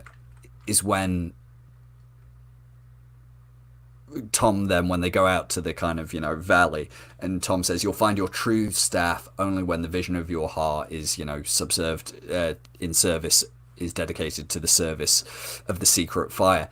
And this actually makes me think that the show has been doing a little bit misdirection, saying, that the Stranger's whole journey this season is about finding a staff. I think it's actually about finding his purpose, and the staff is a metaphor for it. I'm sure he will get a staff, but I think the staff isn't as important as the way the show has been doing it. Halbrand's Pouch has got to go. Don't worry, Halbrand's Pouch, you're only going to miss like 5 minutes because I'm almost finished. But thank you so much for coming along yourself, and your lovely message here where you say, "I really love these live streams and the sense of community you build via them. Now I got to sleep because I got to wake up at 8 to watch the Tragedy of Celebrimbor." Me too. Although once I finish this stream, I'm actually going to go and watch the highlights of the football. So no one spoil that for me. Not that any of you know which football game I'm on about. But good night, Halbrand's Pouch. Let's have a look at some of the other comments. Jimmy says, aren't the Stranger and Bombadil meant to be singing together at some point? I thought they were, but who knows? Oh well. And yeah, Beric brings up the great point of here of where, Bombadil's talking about the choice he's got to make. There comes a point where two paths become one, and you've got to choose, and it's your friend or your destiny. And I think obviously the show is doing once again a bit of purposeful misdirection, where it seems like Bombadil's telling him, no, don't go to your friend, go to your destiny. But of course it is almost reverse psychology. It is Bombadil's way of saying you have to choose, and inadvertently he's leading the stranger down the path of, the point is to save your friends. The point is to do the right thing. The point is to be of service to others, not to pursue a staff for the sake of having a staff to control your powers. It's about this idea of subsuming yourself to service and of being good to others. And so I really, people know my view on Bombadil in the books, and I don't really think of the show's version of Bombadil as being a literal interpretation of the character from the books, but I've really enjoyed it because I think it's allowed them to have some interesting kind of metatextual discussions about these ideas of what the Istari's role are, what Gandalf's role is, and what it means to have power. And as Beric says here, it's a really great point. Like the old man told Halbrand in season 2, episode 1, you have to do the good every day. You have to make good a part of yourself by doing it every day.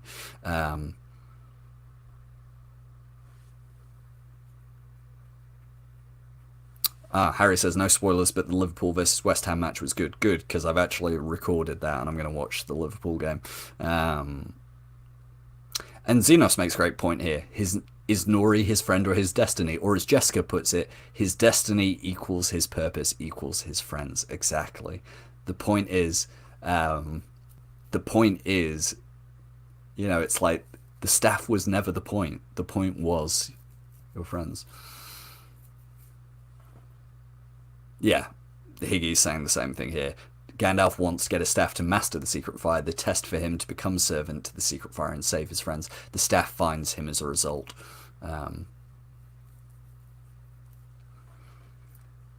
And Jan says, do we think the actual staff is in that wasteland? I've seen other people saying that his staff is going to be taken from the tree in the Stores village. I'll be honest, I couldn't give two flying figs where he gets the staff from. I don't really care for any of the Stores stuff. I'm not even going to spend any time on this live stream discussing the ham-fisted kiss and romance between Poppy and Merrimack. I just thought it was lazy. I thought they didn't earn it in any way.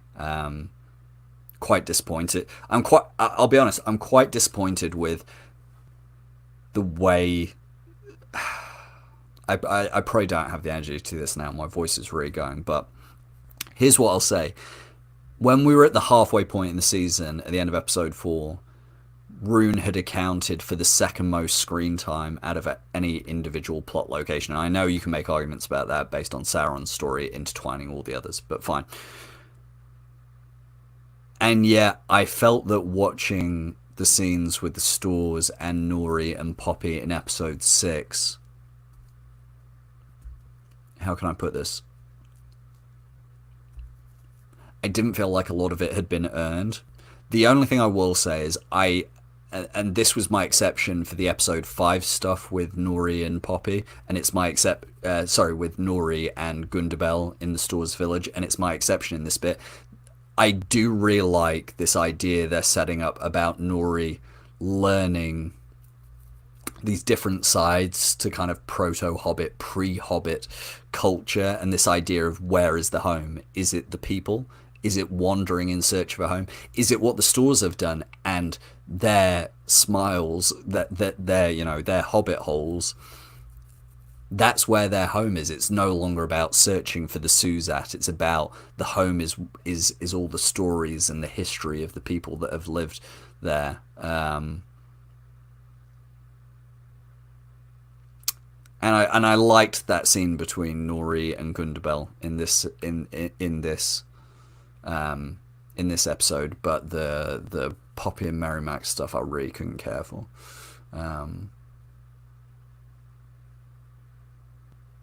Yeah. So anyway, that's my final thoughts on Rune, and I think that takes me to the end of my notes. Any final thoughts or anything anyone else wants me to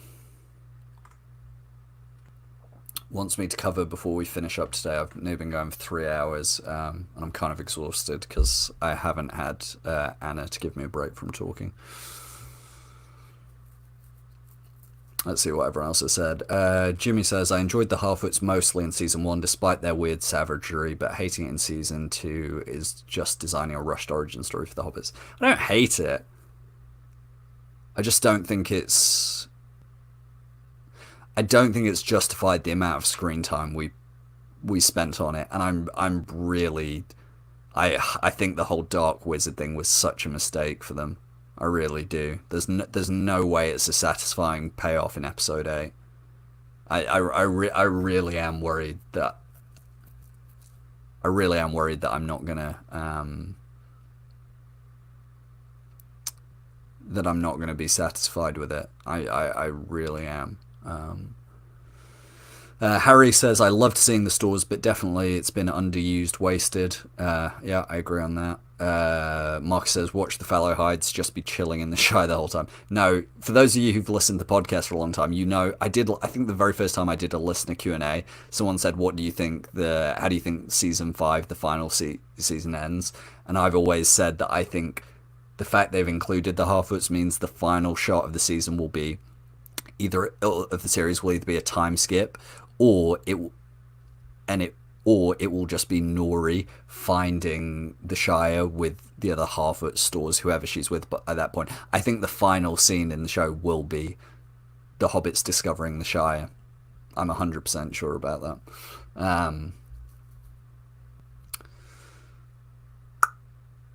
Jimmy says, it's a shame because exploring Rune in the Blue Wizards as new things could have been cool. Yeah, listen, I still hope Rune, because what we do know is the bit of Rune we've seen so far is really the western edge of Rune, and I do hope next season we get to explore Rune as a civilization and as a kingdom of men in its own right, and I think we will, because Sauron has to distribute the rings for men. So I'm just hopeful that this was a way of them opening the door to Rune in Season 2, and in Season 3 we'll see it proper when Sauron goes there. Chris says, I'm liking all of it on paper, but I do always find myself just wanting to go back to all the stuff back west. Yeah, same. Jan says, who do I think will win the Bundesliga? I don't think Leverkusen are going to do it again. Although I do find it absurd that if Vincent Kompany wins the Bundesliga after being relegated with Burnley, I think that will be absurd, but often the universe gives us the funniest outcome. So yeah, I think Bayern will probably win the Bundesliga. Higgy says, I missed the first 2 hours of your stream. Can you go over those points again? Go fuck yourself, Higgy. Said with love.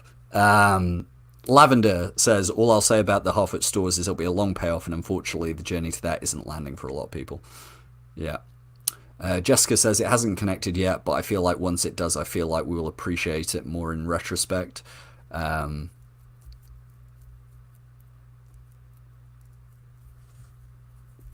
agree. I'll probably appreciate Season 2's Rune storyline more in retrospect, but we just haven't got there. Marco says the showrunners say some things won't pay off until Season 5. I'm hoping we don't have to wait that long for this line to pay off. Yeah, I hope so. Marco saying Kamula's out there, yeah.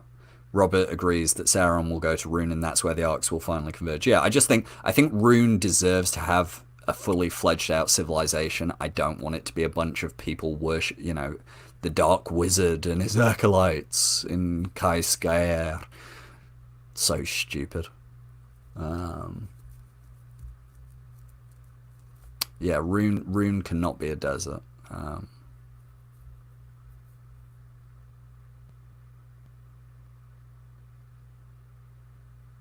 Okay, all right, we're gonna close it up here. But thank you guys so much for coming along. I realize I've probably been a bit low energy towards the end of the stream. I apologize for that. My voice has kind of been going a little bit. But this has been fun. I hope it's been enjoyable for you guys as well. Just a couple of admin pieces before we end. Like I said at the start, we will be doing one of these for episode 7, and Anna will be back joining me.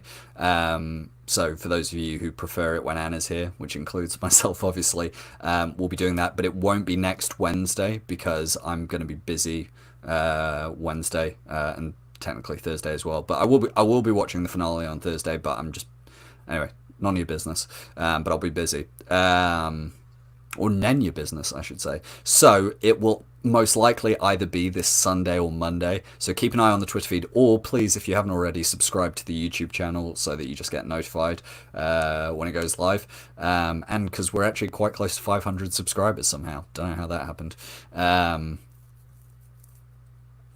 Other pieces of admin. I know I've got a Patreon and I usually promote it at this point. What I'm actually probably going to do, and I'll decide this for sure tomorrow, but what I'm probably going to do is pause billing on Patreon tomorrow.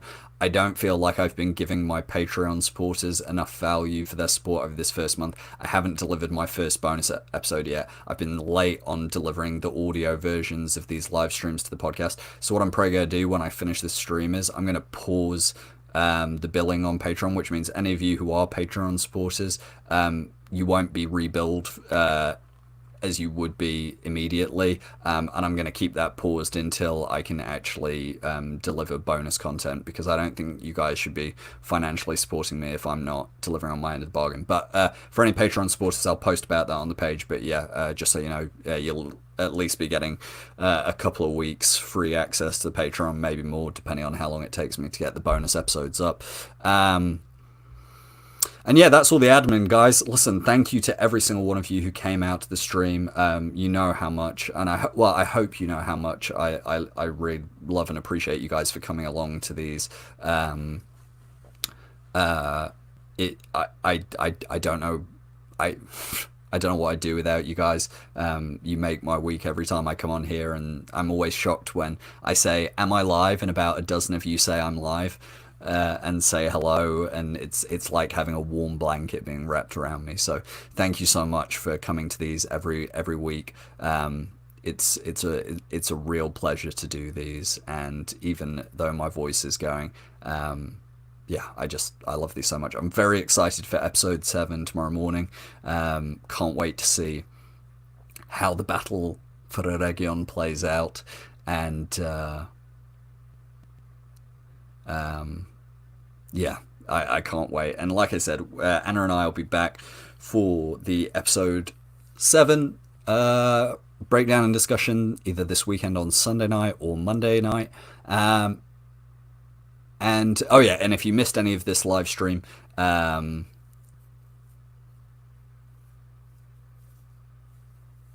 VOD and recording will be available now immediately. As you can tell, I'm going so slowly because I'm losing my mind. So we'll end it here, guys. But thank you to everyone who came, whether it was for an hour, 2 hours, the whole 3 hours, whether you commented, whether you listened, whether you're listening to this on the VOD. I still also really appreciate your support. And as always, I hope you're having a wonderful morning, afternoon, or evening, wherever you are in the world. And as always, we do not say goodbye, but we do, of course, say Numenorean. So, Numenorean, everyone. Enjoy episode 7, and see you all on the next live stream. Bye-bye now.